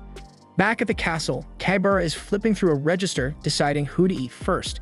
Then the gatekeeper ogres arrive, informing him about the strange human who actually wants to be eaten. Just then, Tama bursts in after having dealt with the gatekeepers, and Kaibara grins with satisfaction. His meal has come to him willingly. Tama suddenly recalls her childhood, sitting on a tree branch watching as her father trained her brother Leon in the art of fighting. Leah, despite being naturally gentle and hating the very idea of violence, was pushed into learning how to fight. Tama, on the other hand, was a fiery tomboy, burning with the desire to learn those very same skills. But every time she asked to join in, her father would shut her down, telling her to get back to the kitchen with her mother, as if that's where she belonged. Snapping back to the present, Tama swore to herself that today she'd prove her strength to everyone, while Kaibara grinned from ear to ear, thrilled to see her, knowing she walked right into his trap the moment he used her father as bait. Rising from his throne, he taunts her, stating he loves to play with his food, and kicks a demon lying at his feet straight at Tama. She barely dodges the body, horrified at the sheer power behind his attack. But it was all just a distraction. In a flash, Kaibara closes the distance and unleashes a brutal electric attack on Tama, sending her crashing into the wall. She's stunned because this was her father's ability, so Kaibara starts laughing like the sadistic monster he is, revealing that his secret ability is gluttony, which lets him use anyone's powers after tasting them. And now, he plans to tear her apart using her father's skills before eating her alive. Meanwhile, Osamu and his party manage to escape the prison and navigate the winding halls of the palace. Annette asks if Osamu has a plan, but instead of heading straight for the throne room, he leads them into a different chamber, one that belonged to the queen when she was alive. He makes a beeline for the dresser and tries to open the drawers, only to find them locked. Nurm, frustrated, urges him to stop wasting time and focus on saving Tama. But Osamu, ever the charmer, flatters Nurm, saying that the team once again needs the services of the valiant warrior. Nurm, now in high spirits, eagerly opens the dresser, revealing a hidden book inside. Back in the throne room, Tama struggles to stay on her feet under Kaibara's relentless assault. He's too fast, too strong, appearing behind her in an instant and delivering a brutal kick that sends her flying. And before she can even react, he's above her, driving her into the ground with a bone-crushing elbow. He laughs, mocking her, telling her that her martial arts are nothing but trash and that she'll never be able to defeat him. But as Tama lies there, battered and bruised, she remembers her brother Leon, how he trained tirelessly, never giving up even though he hated fighting. Summoning every ounce of strength, she forces herself to stand again, despite her father's desperate pleas for her to retreat, knowing the gap in their power is too vast. Kaibara, on the other hand, is practically drooling with excitement. Her resilience only makes him more eager to taste her flesh. His twisted mind flashes back to his previous life, where he was a spoiled brat, born into a world of unimaginable wealth. His parents indulged his every whim, showering him with 5-star meals and luxuries, but none of it filled the gaping void inside him. He grew up a sociopath, numb to everything, craving something, anything, to make him feel alive. So one day he snapped, attacking a maid with a fork just to see what it felt like. His bodyguards had to drag him off her, but thanks to his rich parents, he faced no consequences. His life continued, empty and pointless, as he wandered the city in his Speedo, beating homeless people for sport, thinking they should just build a home if they didn't have one. Luckily for the world, Truck Kun did everyone a favor and sent this psycho to another world. But even here, Kaibara remained a complete maniac. He laughs maniacally, declaring that he'll devour this entire kingdom until there's no one left to consume. He lunges at Tama, jaws wide open, ready to tear into her, but suddenly, his jaws freeze in place and we see Osamu standing in front of Tama. Kaibara eyes Osamu with a mix of confusion and disdain, wondering who this strange-looking man could be. Osamu then casually insults him, saying Kaibara's story is even worse than Shadowhunter's, a low blow that clearly gets under Kaibara's skin. Kaibara gets ticked off by this and tries to snap at Osamu with his jaws, but to his shock, he finds his jaws unable to move. Confusion washes over Kaibara as he starts wondering why his instincts are screaming at him to back off from this guy. Just then, Annette and Nurm show up, backing up Osamu and declaring that he's here to dish out some divine punishment. They tell Osamu to write a story about Kaibara and send him packing back to his original world. But Osamu, being the absolute legend that he is, flat out refuses. He dismisses Kaibara as a waste of ink, saying his story is so pathetic, it doesn't even deserve to be written. This sends Kaibara into a full-blown rage, and he unleashes his lightning strike, blasting everyone away and vowing to kill them all before feasting on the princess. Meanwhile, Tama is struggling to get back on her feet, guilt-ridden and blaming herself for the injuries her friends have sustained. But Osamu, cool as ever, doesn't even flinch. He hands Tama a stack of pages, telling her that this story is dedicated to her. As she grabs the book and flips through the pages, they begin to glow and lift into the air, swirling around her like a protective aura. Kaibara is still fuming and tries to zap Nurm with another thunderblast. But Annette steps in, blocking the attack with her shield, questioning whether Osamu's abilities work on ordinary people too. Osamu then turns to Tama, praising her resilience and kindness, acknowledging how she was willing to sacrifice herself for the happiness of her friends. He explains that her attempts to take on her brother's role and help her father move on from his death were noble but ultimately unrecognized. Osamu tells her that she has two choices. She can either become the ideal princess her father wanted or step into her brother's shoes as the prince, but that he drops the real wisdom bomb, telling Tama that her path is her own, shaped by her unique experiences. He urges her to live the life she wants, and with those words, the chains that had held her back for so long finally shatter, and for the first time, Tama truly feels free. Then a bright golden glow radiates from Tama as the crest of the divine beast appears on her hand, flooding her with a surge of energy. She stands tall once again with her resolve unshaken, while Kaibara sneers, turning to mock her. He quips that if this were some cliché anime or manga, she'd probably beat him now and waltz off into a happy ending. But since this is real life, he assures her, none of that is going to happen. He promises that she and her friends will die right in front of her, and he'll savor every moment as he devours her alive in front of her father. Tama, though, isn't rattled by his twisted threats, while Osamu casually lights a cigarette and tells Kaibara to give her a shot because he might just be shocked by how strong a modern, independent woman can be. Without a second's hesitation, Tama rushes at Kaibara, who tries to electrocute her away, but she expertly finds an opening and lands a punch that sends him reeling. Stunned by the unexpected blow, Kaibara barely has time to recover before she headbutts him like a charging ram, knocking him off balance. The infuriated Kaibara then tries to unleash a massive attack, but Tama is already in the zone, activating a special ability known as 100 Fangs, which slashes through Kaibara's body with relentless precision, and he drops to the ground, dead in his own pool of blood. Then the exhausted Tama collapses as well, and her father rushes to catch her while Annette hurries to heal her. Then Osamu strolls up to the king, handing him the book that belonged to his wife.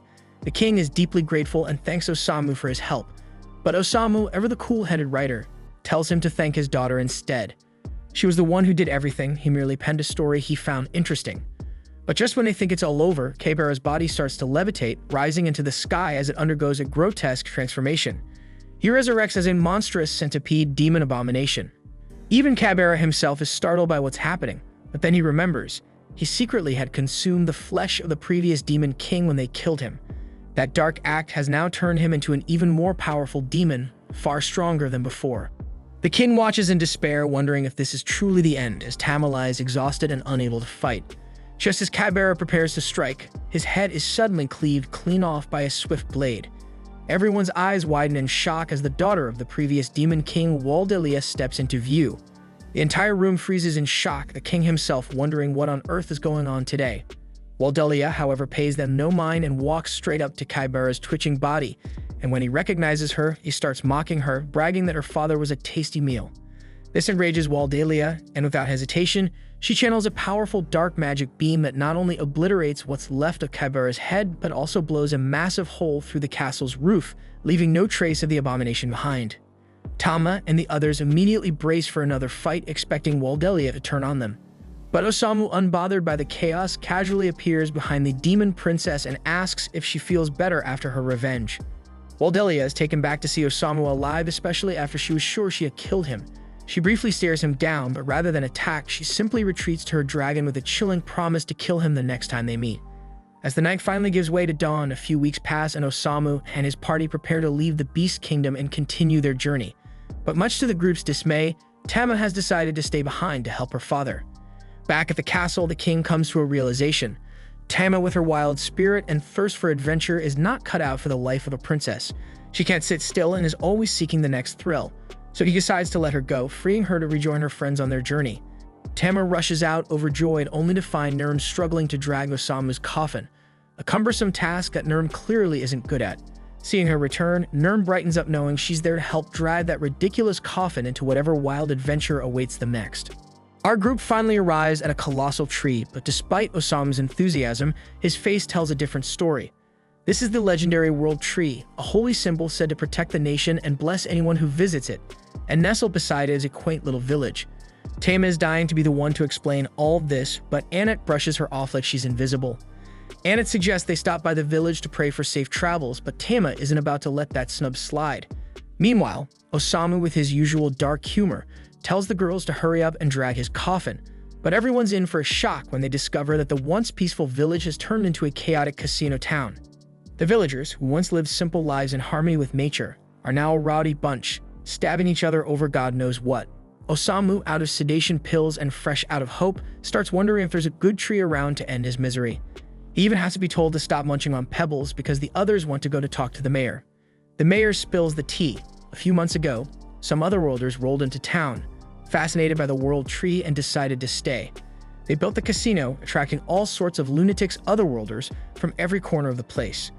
The mayor then shows them a withering leaf, explaining that ever since these otherworlders arrived, the world tree has been growing weaker by the day, and now it's beginning to wilt. The tree seems to be mourning the arrival of the otherworlders, so the mayor pleads with our heroes for their help. Osamu has a request of his own and asks the mayor if he can fill his container with sedation pills. But before anyone can answer, a stranger who overheard their conversation boldly declares that he will save the tree. He's another worlder named Yamada, so naturally our heroes brace themselves for a potential fight. Yamada insists he's not like the rest of the crazies, he genuinely wants to bring peace, so Annette is now eager to help Yamada save the world tree. But when she turns around, she realizes that Osamu has already disappeared. Osamu feels unusually light on his feet and notices his posture has straightened out. His mind and body are in peak condition, which he absolutely despises. Then as he wanders, he spots a cave with smoke billowing out, immediately assuming it's a den of iniquity. Rushing over, his suspicions are confirmed. It's a seedy, corrupt place. So Osamu asks if he can join the debauchery party, but before he can settle in, a mysterious girl appears, offering to take him somewhere even more fun.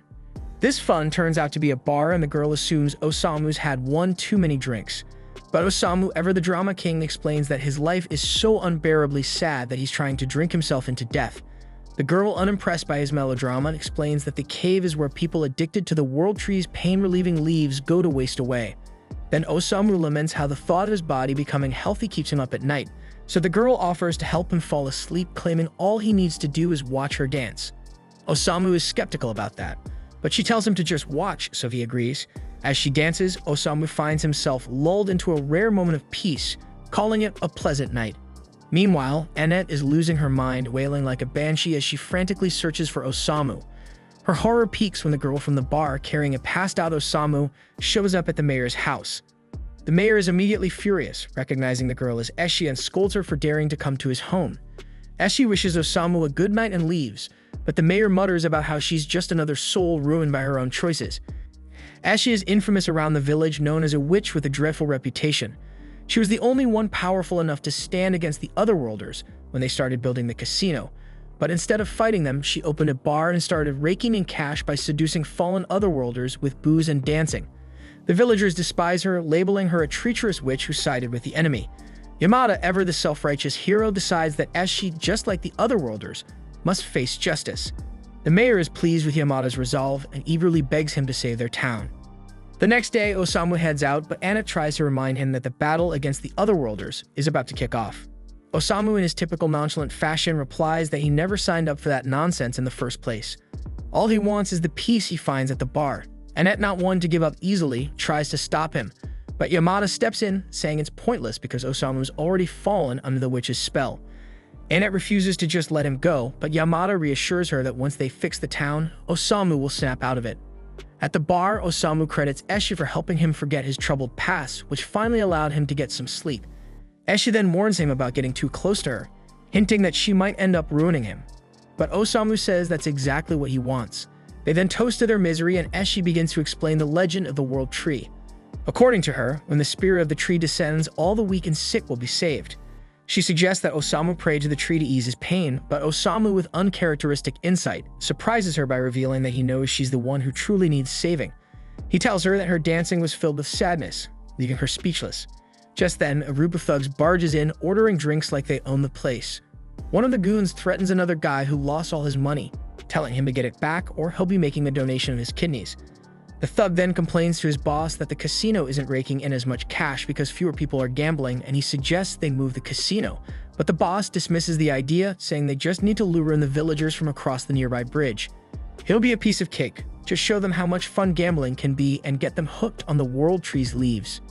Eshi, hearing this, reminds the boss of his promise not to mess with the villagers, insisting that only otherworlders were supposed to gamble. The boss shrugs it off, saying it's unavoidable now, and points out that she'll make a lot more money with the added customers. But Eshi, not caring about the cash fires back, reminding him that she paid him a hefty sum in protection money to keep his hands off the villagers across the bridge. The boss completely ignores her and orders his goon to start hooking some of the villagers on the leaves. So Eshi tries to stop him, but he coldly tosses her aside. Osamu then goes to Eshi and says, "Women like you shouldn't be called witch because you're actually an angel." Just then, the ground trembles and the thugs are shocked to discover that part of their casino has been destroyed. Yamada steps forward, telling the thugs that it's time to face justice, and he doesn't exclude the so-called witch. He gears up to deliver his judgment, but Osamu shows up, visibly annoyed that Yamada has ruined his peaceful day. Osamu can't stand self-righteous people like Yamada, and Yamada in turn calls Osamu a disgrace to the Otherworlders. He tells Osamu to think carefully about his next move, but Osamu just plops down uninterested. Osamu has never respected anyone who tries to lecture him, and he isn't the type to listen to a lecturer either. Determined to show Osamu what righteous behavior looks like, Yamada takes down all the thugs in one swift move, his power of judgment erupting like a force of nature. The thugs, realizing they're no match for him, decide to flee. Eshi then thanks Yamada for saving the town, and Yamada feels a sense of satisfaction, thinking she has finally come to her senses. The townspeople quickly rally around Yamada, hailing him as their hero, but they turn on Eshi, branding her a traitor. They accuse her of working with the Otherworlders and speculate about how much money she made from her so-called betrayal. Yamada tries to defend her, insisting she's changed her ways, but the mob isn't convinced, and they demand that she leave the town immediately. That's when Osamu steps in, standing between Esh and the angry crowd. He bluntly tells them that all people are worthless scum. The crowd thinks he's defending the witch, but Osamu explains that Eshi was the only one truly fighting to protect the town. Every night, she kept the thugs satisfied and under control, ensuring they didn't harm the villagers. Without her efforts, the thugs would have turned on the townsfolk long ago, so Osamu declares her the true savior of the town and shames everyone for throwing rocks at her. Despite his words, no one believes him, and Esh, with a resigned expression, tells the crowd it's okay. She apologizes as she leaves, and the townspeople celebrate, thinking they've successfully driven the witch out. But Yamada is horrified, realizing the gravity of what just happened. Osamu, who saw this coming all along, remarks that the line between righteousness and evil is a blurry one. Yamada, filled with doubt, wonders if it's all his fault, but Osamu simply replies that he doesn't know. All he knows is that this town willingly cast out its own protector. Our heroes then leave, and the mayor has another request for Yamada. The Otherworlders have made a killing selling the World Tree's leaves, so now they've decided to keep the business going and sell the leaves themselves. Yamada is horrified to hear this, but the mayor, unfazed, explains that the World Tree will eventually be revived and will bless them with even more. The mayor then asks Yamada to be the town's bodyguard, ready to deliver justice if the witch and the Otherworlders try to return. Yamada can't believe how twisted things have become, especially when the mayor sweetens the deal by offering him 10% of all profits. As Yamada considers Osamu's words, he starts to wonder what he's truly gotten himself into. Back with our heroes, Osamu is deep in thought and realizes he's no different from everyone in that village. He couldn't save Eshi, and the weight of that failure hangs heavy over everyone. But then they're all stunned as the World Tree, once a symbol of life, begins to wither away completely. The mayor, watching his grand plans crumble to dust, is left in shock, and no one can make sense of what's happening. Back with Osamu, Eshi reappears in a completely different light form, thanking him for understanding her, and she expresses hope that he can find some peace in life before she fades away. And luckily for Osamu, Eshi leaves behind a parting gift, filling his bottle with sedation pills. Then, as he recalls her words about the tree spirit descending to grant the wishes of the sick, the truth about her identity dawns on him. And with this realization, Osamu finds a rare moment of peace and calmly munches on his pills like there is no tomorrow. The group's journey soon takes them into a scorching desert, where the relentless heat becomes unbearable. It's so blazing hot that Nurm has to stop to hydrate the magic carpet, while Osamu actually seems to find it amusing, probably because there's a chance he might pass out from heatstroke. Tama turns to Annette and asks if they really have to cross this entire desert, since all they can see ahead is endless hot sand. Annette hesitates, unsure whether they should keep pushing forward or not. She wants to take the shortest route to the Dritten Temple, which cuts straight through the desert. But given how things have gone so far, she doubts they can make it across without getting roasted alive. They're struggling, but then it hits them that Nurm seems totally unfazed by the heat. Nurm reveals that the heat doesn't bother him because he was actually raised in this area and knows how to navigate the desert like the back of his hand. This is fantastic news since Nurm can now guide them through this unforgiving wasteland. His first tip for surviving in the desert: believe it or not, it's actually safer to travel during the day despite the heat. At night, you're way more likely to run into monsters or bandits, so daytime should be the safer bet. Or so they thought until they end up getting ambushed by bandits anyway. The bandit leader, who looks like he just stepped out of JoJo's Bizarre Adventure, is an Otherworlder named Toru. He declares that this is his territory, and if they want to pass, they'll need to pay a fee. This is the last thing Tama wants to deal with when it's already so damn hot, but they have no choice since they're cornered. Annette quickly tells Osamu to hide inside the coffin, but with this heat, the coffin is basically an oven, so she changes her mind and tells him to stay outside instead. Tama and Annette spring into action, fighting off the bandits together. With all the adventures they've been through, they are far too powerful for the bandits to handle. However, it looks like Osamu has already passed out from heatstroke, and Toru sees him as a defenseless target and decides to make his move on him instead. Merriman stands close to Osamu, ready to defend him from Toru, but he's still too scared to draw his sword. Toru stops in front of Merriman and taunts him, mocking the idea that someone who's clearly never held a sword thinks he can protect anyone. He reminds Nurm that wielding a sword means being prepared to die, and he's not above killing kids. Toru even threatens to use his scorpion venom to give Nurm a slow, painful death and asks if that's really what he wants. Nurm might not be ready for such a gruesome end, but Osamu definitely is. Osamu, half delirious from the heat, starts inching up Toru's scorpion, practically begging for that excruciatingly painful death. Toru's weirded out by Osamu's bizarre request, but assumes Osamu thinks he's bluffing about the poison. To prove he's not, Toru stabs Osamu with the scorpion, pumping him full of venom. Any normal person would be writhing in agony by now, but instead, the scorpion keels over and dies after injecting Osamu. Osamu, looking disappointed, mutters about still being alive, while Toru is left devastated over his dead scorpion. So Toru is now enraged and charges at Osamu, ready to make him pay.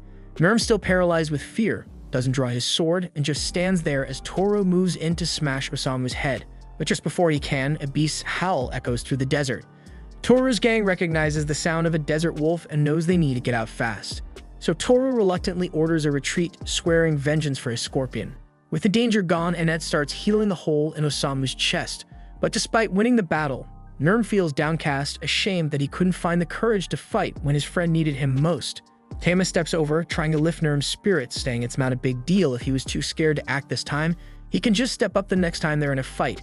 After Annette finishes healing Osamu, Nurm apologizes for not being able to protect him. Nurm is beating himself up, calling himself a coward, but Osamu steps in and reassures him, saying it's not his fault. No one starts out as a hero. People become stronger by facing their failures and pushing forward despite them. He tells Nurm not to be so hard on himself.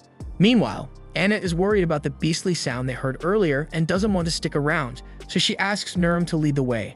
Feeling a bit more hopeful now that he can be useful, Nurm guides the group to the place where he grew up. They arrive at the Wasp orphanage and Nurm says they can stay the night there. As he walks inside, he spots 3 familiar faces he hasn't seen in a long time, and the kids are also overjoyed to see Nurm back after such a long time away. Kathy, the woman who raised Nurm, comes out and warmly welcomes him home. Then the group is treated to a hearty meal alongside the orphans. Nurm is thrilled to finally taste Kathy's cooking again, and today's meal is extra delicious since a generous stranger has been donating lots of ingredients to the orphanage lately. Kathy mentions she'd love to thank this kind person, but she has no clue who they are. One of the kids turns to Nurm and reminds him that he once promised he wouldn't come back to the orphanage until he had become a valiant hero, and they ask if he's managed to do that yet. Tama then watches closely to see how Nurm will respond after his stumble in the recent battle. Nurm knows he isn't a valiant hero, but he tells the kids he's technically part of a hero's party, and he's technically not lying since Osamu qualifies as a hero from another world. Osamu, however, quickly denies being any kind of hero, saying he's just an author who writes stories, so the kids get excited and beg him to tell them a story. Osamu is game and is about to launch into one of his famously depressing tales, but Kathy quickly intervenes and insists no one is traumatizing the kids before bedtime. Later that night, with all the kids finally asleep, Annette comments on how adorable they are. But suddenly, the eerie sound of the monster from earlier fills the air, and this time it sounds dangerously close. Kathy rushes out, clearly shaken, and tells them it's the howl of a wolf that's been terrorizing the area recently. The sound of its howling nearly scares Kathy to death every night, so she worries sickly about the children's safety by locking the door and firmly warns everyone that if they want to make it through the night, they need to stay inside no matter what. Meanwhile, Osamu, being his usual unpredictable self, is out on a casual night stroll and stumbles upon the aftermath of a gruesome massacre. Now, if this were a horror movie, the smart move would be to turn around and pretend he never saw anything, but Osamu, thinking this might get interesting, decides to press on. Back at the orphanage, everyone seems to have fallen asleep, and nobody has noticed that Osamu is missing yet. Tama then, in her sleep, accidentally punches Nurm square in the face, jolting him awake. As he blinks in confusion, he spots a shadowy figure lurking outside the window. Remembering Kathy's warning about the wolf prowling the area, Nurm feels a wave of fear, but he's determined to protect everyone. He He grabs his sword and heads outside to check if anything's amiss. As he ventures out, Nurm bumps into a man carrying a basket of vegetables. At first, he thinks the guy might be a thief, but the man insists he wasn't doing anything shady, even if his face screams otherwise. Nurm quickly realizes that this must be the mysterious person who has been secretly delivering food to the orphanage. He asks the man why he doesn't just deliver it openly, mentioning that everyone would love to thank him. The man says he doesn't need any thanks, he's content just watching the kids' happy faces from the window, which is admittedly a bit creepy but also kind of sweet in a weird way. So seeing his intentions aren't bad, Nurm invites the man to come and sit with him. The man asks why he hasn't seen Nurm around the orphanage before today, so Nurm explains that he's been traveling, but he grew up here after his parents passed away when he was younger. He then points out the sword nearby, which once belonged to his father. Nurm shares his dream of becoming a hero worthy of wielding that sword, so that the other kids from the orphanage can be proud to have him as their big brother, even though he sometimes struggles to find the courage to pursue it. The man's eyes well up with tears at Nurm's story, and he tells Nurm he's a great kid. But Nurm just shakes his head, saying he doesn't think there's anything special about himself. To lift his spirits, the man asks if Nurm could share some stories about his travels so far. Nurm is happy to oblige, and they start swapping tales. All the while, Osamu lurks in the corner, scribbling notes because he finds Nurm's story quite compelling. Nurm and the man chat through the night, and as the sun rises, the man gets ready to leave, but before he goes, Nurm invites him to join them for breakfast, saying everyone would love to meet him. The man appreciates the offer, but insists that supporting them from the shadows is enough for him, and besides, he doesn't feel he deserves their thanks. Nurm then senses a bit of sadness in the man and wants to cheer him up, so he asks if he has some more free time to spend. The two head out into the desert, and with the man's keen sense of smell, they quickly track down an oasis. Together, they gather all sorts of crops for the orphanage. Meanwhile, back at the orphanage, Osamu has reached his limit with the kids' antics and decides to retreat back into his coffin to avoid them. Annette and Tama find this absolutely hilarious, but then they hear a noise outside, so they open the door and are stunned to see a pile of fresh food waiting on their doorstep. Later that day, Nurm is worn out from all the hard work he's been doing all morning, but he's feeling pretty good about himself for gathering so much food for the orphanage and spending time with the man. A bit later, Kathy bursts into the room with awful news. Nurm was expecting to hear about the mountain of food that had been delivered, but instead, she tells him that one of the kids, Nate, has been kidnapped by Toru's gang. Toru is right outside, threatening to hurt Nate badly unless the orphanage pays up. Tama is shocked that Toru would stoop so low as to hold a little kid hostage for ransom, but she assures Kathy that she, Annette, and Miriam will handle it, and that everyone else should stay inside where it's safe. The trio heads outside, and the moment Toru sees them, he orders his men to attack. Annette and Tama jump into the fray, fighting off the attackers, but they're struggling and could really use some backup. Meanwhile, Nurm is frozen in fear again, unable to move, but before he can become an easy target, the man from before shows up and pulls him to safety. Nurm is in tears, overwhelmed by his own cowardice, knowing Nate is in danger, but his body just won't respond. The man flashes back to a time when he too failed to protect someone he loved, and he's not about to let history repeat itself with Nurm. He turns to Nurm and tells him he will take care of everything from here on out. He confesses that he's an otherworlder and back on Earth, he lost someone dear to him because he was too weak. But here in this world, he finally has the power to protect what matters. The man then transforms, revealing that he is the very wolf everyone in the area has been fearing. And without hesitation, he launches himself at Toru and his gang. The moment they realize the wolf is upon them, Toru drops Nate and starts to run for his life. But the man now in his wolf form isn't about to let Toru get away so easily. Scum like Toru had robbed him of everything. So with his newfound strength, the man is ready to finally exact his revenge for a lifetime of suffering at the hands of people like Toru. Nurm understands the immense pain the man must have gone through, but he also realizes that if the man actually kills Toru, he will never be the kind person he once was. So Nurm finally musters the courage to draw his sword and steps in front of Toru to stop the man from delivering the killing blow. Toru tries to seize the moment to escape, but the man driven by rage continues his pursuit and destroys Toru's new Scorpion bike. Just as the man is about to finish Toru off, Nurm blocks his path again and drops his sword, appealing to the man's sense of humanity. This is enough to break through the man's bloodlust, and he snaps back to his senses, ashamed of how monstrous he had been acting. Nurm then extends a hand to the man, telling him it's okay, and they all head back into the orphanage to hear his story. The man reveals he had been alone for a long time, having lost his parents at a young age. But one day, a kind boy reached out to him and showed him the warmth of friendship. But those happy days were short-lived. The boy was cornered by bullies and beaten down. The man witnessed the whole thing but knew he was powerless to help, so he turned away and wheeled himself out of there, right when Truck Kun struck. Osamu's ability activates, and he comments that although he thinks the man acted cowardly, he is still kinder than most people. Even with the power of his gift, the man chose to use it to scare off evildoers rather than succumbing to the darkness. The man realizes he's being called back to Earth and expresses his gratitude, saying he's glad he got to meet everyone. Moments later, he vanishes and wakes up back on Earth, just as Truck Kuhn begins to leave.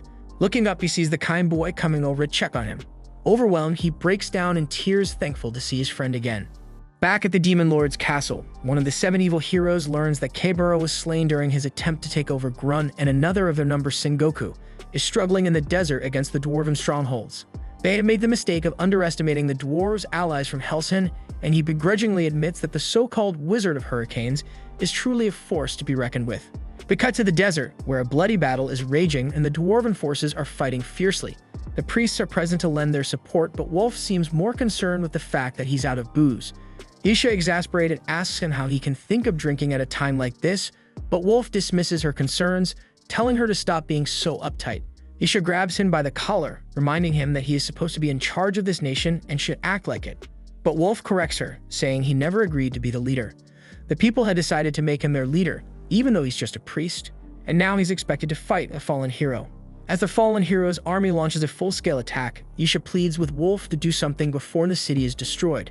Wolf reluctantly agrees and asks the dwarf General Durain to help lure the enemy to the east as part of a plan, but Durain dismisses Wolf, declaring he has no intention of following orders, and instead charges at the enemy head-on with his axe. But despite his defiance, Durain still ends up luring the lizardman to the east, just as Wolf had requested. With the lizardman drawn away, Wolf instructs Isha to stand back, warning her that he's going to have to get serious with his magic. With the main enemy force now isolated, he summons a magic circle beneath their feet and conjures a massive hurricane that shreds them to pieces, so the brutal attack forces the fallen hero to retreat with his remaining troops. Wolf turns to Isha with a calm smile and tells her they won the battle for today. But as Wolf begins to walk away, Isha's eyes widen as she spots a figure floating inside the swirling hurricane. So she stares in shock, realizing that it's Osamu caught in the magical storm. After everyone returns to the city, a party is held to celebrate their victory against the fallen hero. Durain is given a seat of honor for his great contributions to the battle, and Wolf also has a seat of honor. Taking his place, Wolf thanks all the dwarves for their hard work, especially Durain. Durain acknowledges that Wolf did a good job as well, even if he is an elf. But despite their differences, the two seem to share a mutual respect, and the celebration continues. In the background, Tama and Miriam are seen stuffing their faces with as much food as they can, while Isha watches them with a smile. She hadn't expected to run into Annette and the others anytime soon, so she's surprised to see them here. Annette explains that her group got lost in the desert, and before they knew it, Osamu had been swept up in a sand hurricane. Isha asks how Osamu is doing, and Annette assures her that he's fine. He only suffered minor injuries because he was mostly protected inside his coffin, though Osamu doesn't think of it as a blessing since he ended up surviving because of it. And to make matters worse, his precious coffin was destroyed, but Annette promises to buy him a new one as soon as she can. Wolf then approaches to apologize to Osamu for accidentally catching him in his hurricane and nearly killing him, but Osamu is more annoyed that Wolf couldn't finish the job properly. Meanwhile, it turns out Wolf has a familiar of his own, and Melos is completely smitten with it.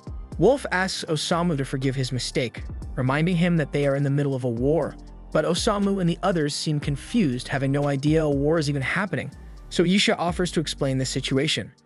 She informs them that their nation is currently under attack by one of the 7 fallen heroes, and as soon as Tama hears about the fallen hero, she proudly declares that she was the one who defeated the fallen hero who attacked Grun. Wolf has a hard time believing that Tama actually managed to pull off something like defeating a fallen hero, which ticks her off. She insists that her party is strong and shouldn't be underestimated. To back her claim, she mentions that Osamu has the ability to send otherworlders back to their original worlds. Wolf, however, is unfazed, saying he already heard about it during a church meeting, and in his opinion, such an ability is unnecessary. No matter what powers the otherworlders possess, Wolf is confident he can outclass them with his magic, so he tells them he doesn't need their interference and to leave the fallen heroes to him. As he walks away, Tama mutters, asking if Wolf is really strong enough to justify being such a jerk. Isha, however, confirms that Wolf actually is that powerful, and he's known as the Wizard of Storms, one of the strongest mages in the entire world. Even the fallen heroes would struggle to withstand his incredible magic. Meanwhile, back at the Demon Lord's castle, the Dark Knight returns, much to the surprise of the other evil heroes who never expected him to be forced into retreat. He brushes it off, stating it's no problem because he plans to fight in the battle personally tomorrow, and this time he is confident he won't lose. One of the other heroes, however, suggests it might be better to let the women handle this battle since they're much better suited for it. As we see a close-up of one of the women's hands, there is a rope around it, similar to the one Osamu has, implying she is Sacchan. The other woman, busy making origami, is asked if she's ready to fight. She stares back blankly, silently agreeing to join the battle. Back at the dwarf village, Osamu takes a walk with Melos, who is feeling depressed after being rejected. Osamu offers him some blunt advice, telling him to get used to the feeling of heartbreak because it's not going away anytime soon. Still, he understands the desire to be with the one you love, so he offers to help Melos find his crush. They decide to think of a name for her, and Osamu suggests they call Melos' crush Femelos. And by pure chance, they spot Femelos with Wolf, who is surrounded by a crowd of fangirls. The women fawn over Wolf, offering to take turns with him, but Wolf turns them all down for today and walks away. Osamu remarks that Wolf seems to be quite popular with the ladies, unlike Melos. However, he encourages Melos not to give up on courting Femelos, reassuring him that persistence might eventually win her over. Osamu and Melos then continue to follow Wolf and Femelos until they arrive in an old house, where Wolf knocks on the door. There's no answer, and Wolf accepts that the woman inside doesn't want to talk to him at the moment. He tells her that he must continue with the war, but once it's over, he promises to come back for her. Osamu is taken aback, surprised to see that even someone as popular as Wolf has his own complicated love story. Not wanting to intrude any further, he decides to leave with Melos, quietly departing from the scene soon after. The next day, Durain receives word that the enemy is attacking again, and it's time to head to war. Tama eagerly gets up, saying she wants to fight too, but Durain tells her there's no need. He reminds her that she and the others are guests and insists she let him handle it. Outside, Durain and Wolf then address the dwarf army, declaring that today is the day they will finally end the war once and for all. The dwarves, fueled by determination, rally for battle, and things initially seem to be going well. But suddenly, a damned dragon appears, unleashing a devastating blast across the entire area. This is the Jade Dark Dragon, a creature once belonging to the Dark Lord, now under the control of an otherworlder. Wolf feels pity for the dragon, but he doesn't see it as much of a threat. He's taken down plenty of dragons before, and this one should be no different. As he prepares to blast it with his magic, his eyes lock with those of a fallen hero riding the dragon, and suddenly he finds himself unable to cast his spell. The girl dismounts the dragon and greets Wolf as her former master. Before he can respond, she uses her powers to capture him, so Isha rushes to help. But the girl touches Isha's hand with her dark power, causing a sudden wave of weakness that brings Isha to her knees. The girl coldly states that she'll be back to kill Isha later, but for now she has business with Wolf, so she mounts the dragon again and flies away with Wolf in her grasp. Once Isha regains her strength, she urgently calls down to Durain, ordering an immediate retreat. The troops pull back to the castle, and once they're safe, Isha informs them that Wolf has been kidnapped. Durain, visibly shaken, admits he has no idea what to do. Wolf was the backbone of their defense, and without him, the troops are in disarray and the castle walls will soon be breached. As everyone scrambles to find a solution, Osamu points out to Melos that Femelos is broken-hearted over the loss of her master. He suggests that this might be the perfect opportunity for Melos to use her heartbreak to win her affection. With a plan forming, they decide to set off to rescue Wolf, and to learn more about him, Osamu and Melos head back to the old house they saw him visit before. Hoping to uncover some details about Wolf's past, Osamu knocks on the door and asks to speak with the woman inside. After a few tense moments, the door creaks open and an old lady steps out. So Osamu realizes there might be more to Wolf's story than he initially thought. Then we see Wolf waking up bound in front of the Dritten Temple. The girl Yuriko is there, and it's clear she has many memories of this place, having practically grown up there. Then as the temple guards realize there's an intruder, they rush out to confront Yuriko and rescue Wolf. However, given Yuriko's power, their chances of success seem slim. As Yuriko prepares to kill the guards, she thanks Wolf, explaining that it's because of him she was able to fully master her abilities. She warns him to stay out of her way so she won't have to kill him too. Back at the dwarf castle, Isha shares her theory with the others, suggesting that Yuriko was once Wolf's student. She mentions that Wolf used to be very passionate about training otherworlders, but one day he abruptly stopped and turned to alcohol to drown his sorrows. While she isn't certain if Yuriko is the reason behind Wolf's behavior, she emphasizes that their top priority is rescuing him, so she urges Durain to send soldiers to aid in the rescue. Durain wishes he could help but explains that the castle is currently surrounded and he doesn't have any soldiers to spare. With no other options, Tama steps up, volunteering herself and the others to go rescue Wolf instead. Annette agrees and turns to ask Osamu if he is on board with the plan, but she realizes that he isn't there. He's been missing for a while. Just then, Osamu walks into the room carrying the old lady they met earlier, causing quite a stir. Annette is visibly upset, tears in her eyes because Osamu has never carried her like that before. By the next morning, the team is ready to depart for the Dritten Temple to rescue Wolf. Dorian apologizes for not being able to send any soldiers with them, but Tama reassures him, saying it's fine since he crafted new equipment for everyone. However, Osamu grumbles that the gear he ordered hasn't arrived yet, and he is far from a satisfied customer. Then Dorian tries to explain that Osamu's request was very complex and will take longer to complete, but Osamu dismissively tells him to hurry up and get it done. Isha steps in, reminding everyone that they need to get moving since Wolf's life is still in danger. But there's still the question of how they're going to reach the Dritten Temple, all the way on the other side of the desert, without exhausting themselves. Just then, they hear a voice coming from beneath the sand, and it's Toru. Tama assumes Toru is here to pick a fight again, but he quickly assures her that he isn't looking for trouble. He explains that after Nurm saved him from a mauling, he turned his life around. Now he works as a bus driver by day and protects the orphanage by night. Tama and Nurm have never heard of a bus before, so Toru decides to give them a demonstration using a random desert tiger nearby. He uses his ability to transform it into a tiger bus and invites everyone to hop aboard. Everyone climbs on, but when Osamu tries to board, Toru gives him a Sparta kick, knocking him back on his ass, and tells him that he's still holding a grudge for the destruction of his beloved Scorpion cycle. With a smirk, Toru drives off, refusing to turn back, leaving Osamu still lying on the ground without any means of transportation, resigns himself to not being much used this time around. However, the old lady pleads with Osamu, asking him to take her to Wolf. Seeing the sincerity in her eyes and recognizing how deeply she cares for Wolf, Osamu decides he can't just give up. Determined to do his best, he agrees to help her get to Wolf, despite the challenges ahead. As the others arrive at the Dritten Temple, Annette spots several guards lying unconscious on the floor. She quickly moves to heal them, but Yisha stops her, warning that traces of magic still linger on their bodies and Annette could be harmed if she touches them. So they decided to come back for the injured later because for now their priority is rescuing Wolf. When they push open the temple doors, they find Yuriko sitting calmly in a chair, with Wolf hanging above her. Yuriko introduces herself as the Otherworlder once trained by Wolf, now known as the Fallen Angel of Greed. Irritated at being interrupted during what she considers an important moment with Wolf, she uses her ability to summon a horde of skeleton soldiers to attack them. Nurm and Toru charge ahead to hold off the skeletons, while Wolf pleads with Yuriko to stop, but she ignores him. Then Annette and Yisha combine their efforts to defeat many of the skeletons, and Tama manages to wipe out a large group on her own. However, it quickly becomes clear that they won't have a moment to rest. The skeletons keep resurrecting. And with these immortal soldiers, the battle seems destined to drag on until the group inevitably collapses from exhaustion, just as Yuriko intends. The group starts to get overwhelmed, and Yisha is knocked over from behind. As she gets back up, she confronts Yuriko, asking what could have happened between her and Wolf to drive her to such lengths. Yisha knows better than anyone that Wolf is a passionate and dedicated teacher, and she can't understand why Yuriko would hate him so deeply.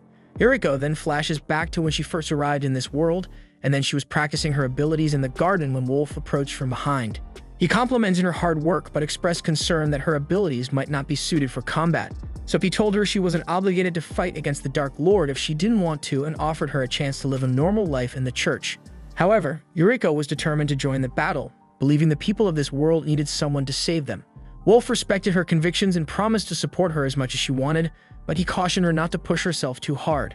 Yuriko then admits that Wolf was an incredible teacher, and she cherished every moment of their training. But then one day another hero was summoned, a natural prodigy. Wolf became consumed with training this new hero and stopped giving Yuriko the attention he once did. Determined to prove herself, Yuriko continued to train her powers relentlessly. When she finally made a breakthrough, she ran excitedly to show Wolf, hoping for his praise like before. But when she found him, he was praising the new girl with a warmth and affection he had never shown her. Feeling abandoned and betrayed, Yuriko, consumed by jealousy, used her powers to murder the girl who had stolen Wolf's attention. That day, her powers truly awakened, unlocking the strength she would never have had if those events hadn't occurred. Yuriko then recalls her skeleton soldiers, admitting she knows it was wrong to kill an innocent girl out of her own feelings. But she believes that having committed such a heinous act, she no longer has the right to call herself human. Now all she desires is for everyone to die. With this declaration, she summons her most powerful creature, preparing to unleash it to slay everyone in the room. However, at the last second, Osamu bursts into the room, crashing through on his new turbo-engine coffin. This was the device he had asked the dwarves to build for him, and he's quite pleased with the results. But right now, he has more urgent matters to deal with. Osamu then calls for Melos to bring the old lady, and Melos comes flying in on a magic carpet, presenting the old woman face to face with Yuriko. At first, Yuriko doesn't recognize her, but after a moment, she realizes the old lady is actually her sister Hikari, and Osamu is now intrigued and eager to hear their story. The others also are shocked to learn that Yuriko and the old lady are sisters, so Osamu explains that Hikari had told him about their childhood on the way over. They were a close-knit family from the beginning, but Hikari was sickly and required constant care. Yuriko volunteered to stay by her bedside, dedicating herself entirely to Hikari's care. Hikari recounts how Yuriko spent all of her time looking after her, so much so that she rarely attended school even though she desperately wanted to. Hearing this, Osamu was moved by the kindness and sacrifice Yuriko had shown, and he wanted to hear her side of the story.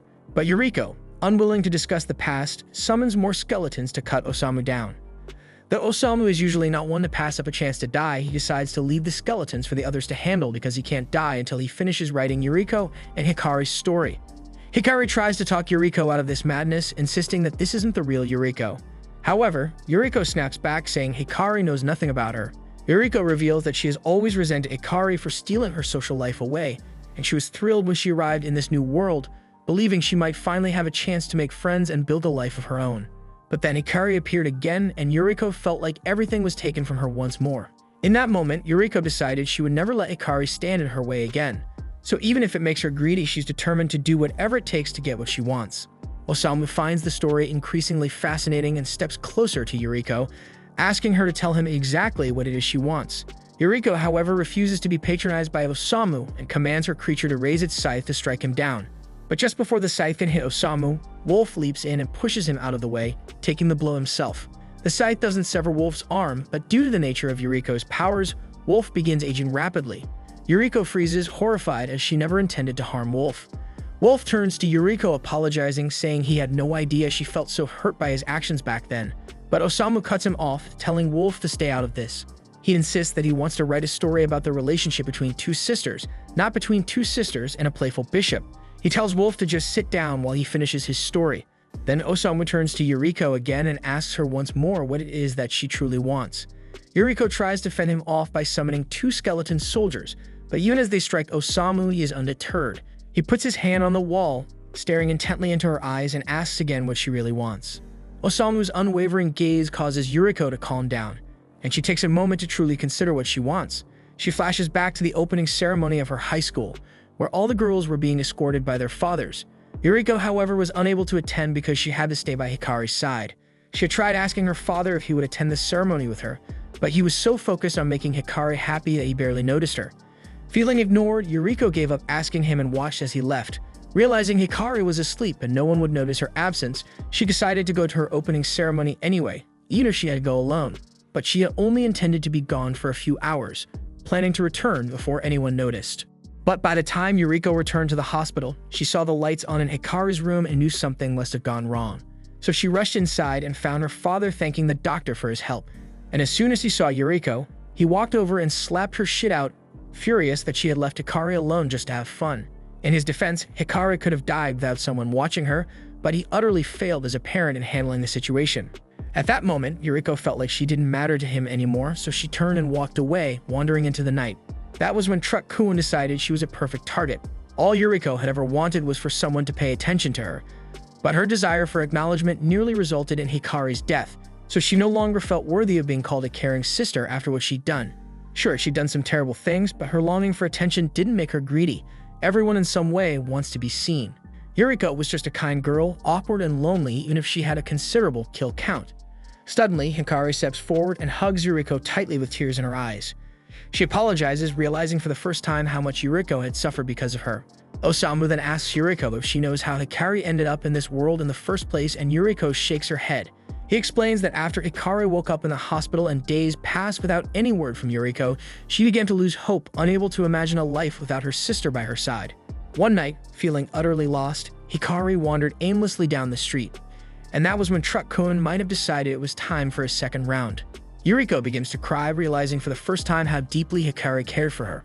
Wolf is watching this and suddenly understands that he failed as a teacher. When Hikari first arrived in this world, he greeted her the way he would any other worlder. But then, Yuriko recognized her sister and ran to embrace her, overjoyed to see her again. She asked how Hikari was feeling, and to their surprise, they learned that terminal illnesses don't cross over to other worlds. In this new world, Hikari was perfectly healthy. And a little while after arriving in the new world, Hikari asked Wolf for a private conversation and requested that he train her rigorously, so she could become strong enough to defeat the Dark Lord. Hikari wanted to fight alone to allow Yuriko the chance to live a normal life in this world. She knew that Yuriko had sacrificed so much to take care of her back on Earth, missing out on enjoying her own life. So to repay Yuriko, Hikari wanted to take on all the responsibilities of a hero here, so her sister could finally have the freedom to be happy. It becomes clear that the sisters have always deeply loved each other, and Osamu feels satisfied with the story he has uncovered about them. As his ability activates, both Yuriko and Hikari are surrounded by a blue light. Although Osamu wishes to see the story's conclusion, he believes that a story like this must be completed by those who lived it. He tears out the page, and as he does, the dark power within Yuriko is dispelled. Hikari's youth is restored, along with the lives of all the others who were nearly killed. Yuriko is confused and doesn't understand what's happening, so Isha explains that Osamu's ability is about to send her back to her original world. So Yuriko accepts this calmly and stands to apologize to everyone for the trouble she caused. And then she turns to Wolf and thanks him for giving her the chance to enjoy life, even if it was only for a short time. Then she and Hikari hold hands and step into the portal that sends them back to Earth. Back on Earth, Hikari's chronic illness unfortunately returns, but Yuriko is by her side again. Also, neither of them fully remembers what happened in the other world, but their bond as sisters is stronger than ever. The scene cuts back to the dwarves still locked in battle with the lizard men, finally forcing the enemy to retreat. One of the dwarven soldiers announces to the king that victory is theirs, but the king, with a stern expression, replies that they won't truly be victorious until Wolf and the others return safely. Meanwhile, the Pope is informed that an otherworlder has been sent away from Samstag, lighted by the mysterious power Yisha had described. The Pope, clearly intrigued, believes that this must be the person he's been waiting for, the one destined to save this world. At the Dritten Temple, Wolf praises everyone for a job well done and suggests they return to Grun Castle. But Tama, never missing a chance, teases him for acting like a boss despite not lifting a finger. Annette tries to calm her down, telling her not to say things like that, but Wolf just shrugs it off like it's nothing. Nurm then tells Osamu they'll be heading back now, but Osamu, ever vigilant, senses something and says someone else is coming. Suddenly, the fallen angel of misery crashes through the roof like Batman. The fallen angel of misery then declares that with greed and gluttony both defeated, he's here to end this charade once and for all. Wolf, in typical fashion, thanks Misery for showing up, remarking that it would have been a shame if things wrapped up without him doing a thing. He then casts a wind spell at Misery, boldly claiming he'll take him down, but the spell has no effect. Misery smirks, explaining that his armor renders magic useless. Toru then steps in and attacks with his skill, but once again, Misery's armor holds firm. Then Tama tries and unleashes her King's Fong in a desperate strike, landing a solid hit, but even that fails to phase him. Misery then draws his sword, ready to strike down Tama, but Nurm leaps in and shatters the blade with his own. Misery, clearly recognizing Nurm's sword, pauses, then leaves with a cryptic warning for Nurm to sharpen his strength. Tama is impressed and gratefully hugs Nurm, calling him amazing for fending off a fallen angel, and the others also join in, commending his bravery. The scene shifts to a lively celebration at the Dwarven Castle. Isha, with a smile, tells Wolf that she's glad the Otherworlder sisters got a happy ending. Wolf, however, doesn't share her optimism. He reflects on how the sisters were unhappy in their original world, and nothing really changed for them here. Summoned for the convenience of others, but all they found was more suffering, so he openly questions the methods of the Pope and everyone at Hell's Hen. As he speaks, Sacchan is shown slowly making her way toward the Dwarven Castle, slipping in unnoticed by anyone. Back in the party hall, Osamu encourages Melos to propose to Femelos, pointing out that he did help save her master after all. Nervously, Melos presents her with flowers, but his hopes are dashed as she rejects him instantly. Later, Osamu comforts the dejected Melos, telling him not to take it too hard. He says that sometimes, no matter how much you pursue someone, your efforts just aren't rewarded. As Osamu is speaking, he's taken aback when Sacchan suddenly walks by. He stops her, and for the first time, we see her face as she turns to look at him. Relief washes over Osamu as he expresses how glad he is that she made it to this world and is doing okay. He tells her that he has so much to discuss with her, but suggests they should first commit suicide together. His plan is to jump from this height, which he's convinced they won't survive. But Sacchan refuses, noting that Osamu has changed since the last time she saw him. There's light in his eyes now, a liveliness she hadn't seen before. Osamu, almost panicked, insists that he's still the same, claiming he's been aimlessly wandering like always. But before the conversation can go further, Tama and the others arrive, saying they were called by Melos. Sacchan looks at Osamu, realizing that he's found something more valuable than death in this world, so she quietly decides she can't stay with him anymore. Shocked, Osamu pleads with her to wait, calling her name, but she walks away. His companions witnessing this scene are surprised to discover that this is the person Osamu had been searching for all along. Later, Annette and the others head to the blacksmith's shop where their gear was made, thanking him for his work. The blacksmith, Rodos, tells them to take good care of the weapons. They remind Osamu to thank him for the coffin too, but Osamu is still preoccupied with what Sacchan said to him, his mind in knots. Annette tries to lift his spirits, but he's spiraling, tormented by Sacchan's rejection. In a fit of madness, he starts shoveling poison pills into his mouth. It's so extreme that the pills spill out, not even reaching his stomach, and he nearly chokes. Annette rushes to heal him while Nurm asks Rhodos to check out his sword, proudly mentioning that it managed to shatter a fallen angel's blade even though he's nowhere near strong. Rhodos examines the sword and admits it's too powerful for Nurm, but maybe one day he could grow into it. Then Osamu suddenly activates his moving coffin. Rhodos warns that it still needs fine-tuning, and if Osamu isn't careful, it could end up killing him. Osamu, not giving a damn, says that's what he's hoping for and rides the contraption out of the shop. Tama and the rest scramble after him, while Nurm pauses to thank Toru for everything before they leave. The scene shifts to the castle of the Dark One. A tuxedo-clad man notices the fallen angel of misery unusually cheerful today. Sacchan walks in, and to his surprise, she's in high spirits too. The 5 remaining fallen angels gather for a meeting, and the tuxedo man wonders how they'll deal with their dwindling numbers. Sacchan snaps, telling him he has no right to speak to them like that, as he just sits holed up in the castle, watching from the sidelines.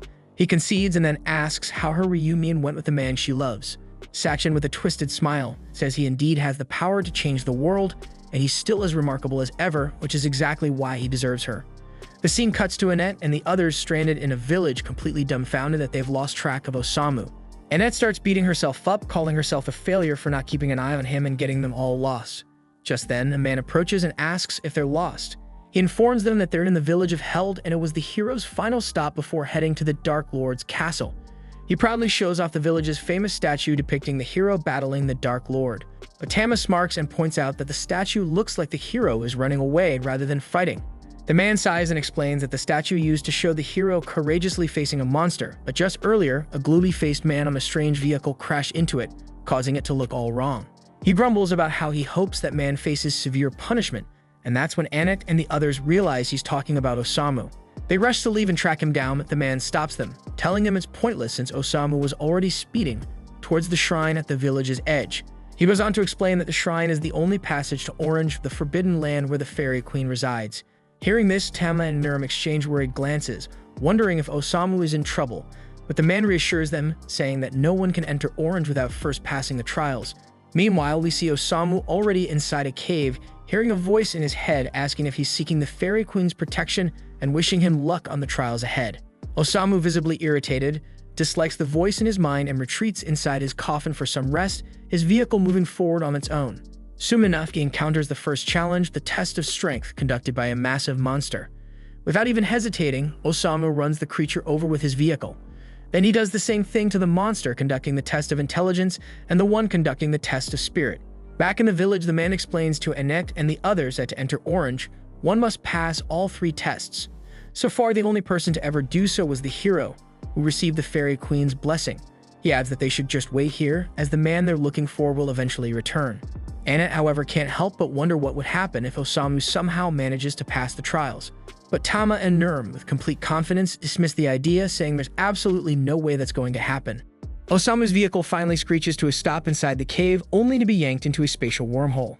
He crash lands on what feels like the softest bed he's ever known, the legendary cushion of the fairy queen. She greets him with a calm smile, mentioning that he's only the second person to ever set foot in this place. Looking around, he wonders if maybe, just maybe, he's finally dead this time. But his peace is interrupted as the fairy twins, Solulu and Alulu, pop up welcoming him to Orange, the land of the fairies. They point out that he's now in the presence of the fairy queen herself. Solulu, visibly irritated, asks how long Osamu plans to sit on the queen's melon, an obvious jab, but Osamu stays put, not caring one bit. Solulu gets pissed, but the queen cools her down with a wave of her hand. The queen, introducing herself as Oberus, explains that she grants protection to those who make it to this sacred place. She continues, saying the fairies long for peace in this world, and it's now this job to accept her blessing and help make that wish a reality. But before granting her protection, she asks Osamu what he thinks is necessary to save the world: trust in others or absolute power. Osamu, dead inside, couldn't care less about these grand choices. He flatly states that the person he trusted has left him, and now all he wants is to die. Solulu, fuming, demands he pick one of the damn options, but Osamu just shrugs her off. He's had enough of this whole saving the world thing. He flops back down on the queen's legendary cushion, muttering that after losing his soulmate Sacchan, world peace doesn't mean a damn thing to him anymore. Solulu glares at him, convinced there's something seriously off with this guy. Elulu, equally baffled, tells the queen they might have picked the wrong person. But Oberus, remaining composed, points out that Osamu carries the protection of Eshi, the spirit of the world tree. Solulu is flabbergasted. How could such a pathetic man hold such a powerful blessing? Ober is puzzled and questions why an earnest spirit like Eshi would choose a man like Osamu. She asks what blessing Eshi granted him, and he casually replies, infinite poison pills. The queen, still baffled, struggles to understand why Eshi would offer such a gift to someone like him. Solulu, clearly fed up, suggests they just send this good-for-nothing back right away. But Oberus reflects, saying that she once gave her blessing to a man called the Hero, who ultimately failed to bring about world peace. Now Zauberberg has plunged into deeper chaos. Elves in the north have rebranded themselves as Helsin, watching the world from afar, while 7 fallen humans have defeated the ruler of Dragonkand. On top of that, countless otherworlders have entered the fray, blurring the lines between good and evil. Oberus explains that those with purely righteous hearts, who can only make righteous choices, are powerless to solve this mess. That's why she believes it's no accident that Osamu has found his way here. The world led him to this point, and she assures him that he and his soulmate Sacchan will reunite at the end of their journey. She's not asking him to save the world, but simply hopes he'll live a little longer and continue his path. Osamu, surprised by her words, wonders if Oberus is trying to cheer him up. He thanks her, calling her a kind woman. Oberus then gives him a whistle, explaining that it can summon fairies to aid him if he ever finds himself in trouble. With that, she bids him farewell and teleports him away. After he's gone, the fairy twins are left scratching their heads, remarking how strange that man was and wondering why their queen offered him their strength in the first place. Back at the village of Held, Annette waits anxiously for Osamu's return. Tama tries to reassure her, saying that Osamu will be back soon. Miriam, however, wonders aloud if Osamu will even continue traveling with them once he returns, and Annette insists that he will. Just then, Osamu crashes down from the sky, knocking over the hero's statue once again. Everyone rushes to check on him, and Osamu apologizes for making them worry. The man from earlier, now in complete disbelief, laments that the statue has never been in worse shape. Osamu pulls out a whistle he just acquired and blows it, summoning Solulu. Solulu, utterly confused, appears and asks what's going on, so Osamu asks her to fix the statue. She protests, wondering why in the world she has to do that. Just then, a portal opens and Oberus contacts her, explaining that when the queen said the fairies would lend their strength to Osamu, she was specifically referring to Solulu helping him out. Realizing she has no choice, Solulu reluctantly fixes the statue. Meanwhile, back at the Dwarven Castle, we see Yisha seething with anger over the fact that Osamu and the others left without even saying goodbye. Wolf is amused and comments that she's starting to sound just like them. Yisha then recalls that Wolf was supposed to present Osamu to the Pope, but Wolf brushes it off, saying it's fine and admitting that it was wrong of them to interfere with Osamu's mission in the first place. The scene then shifts to the Pope, deep in thought. He contemplates the idea that the world is expecting something from Osamu. Whether it's peace or chaos, he can't quite tell. The Fairy Queen also confirms that the fate of the world has indeed been placed in Osamu's hands and that of his party. Then the final shot shows Osamu's group continuing their journey, uncertain of what lies ahead. This was the final episode. Subscribe for more anime recaps.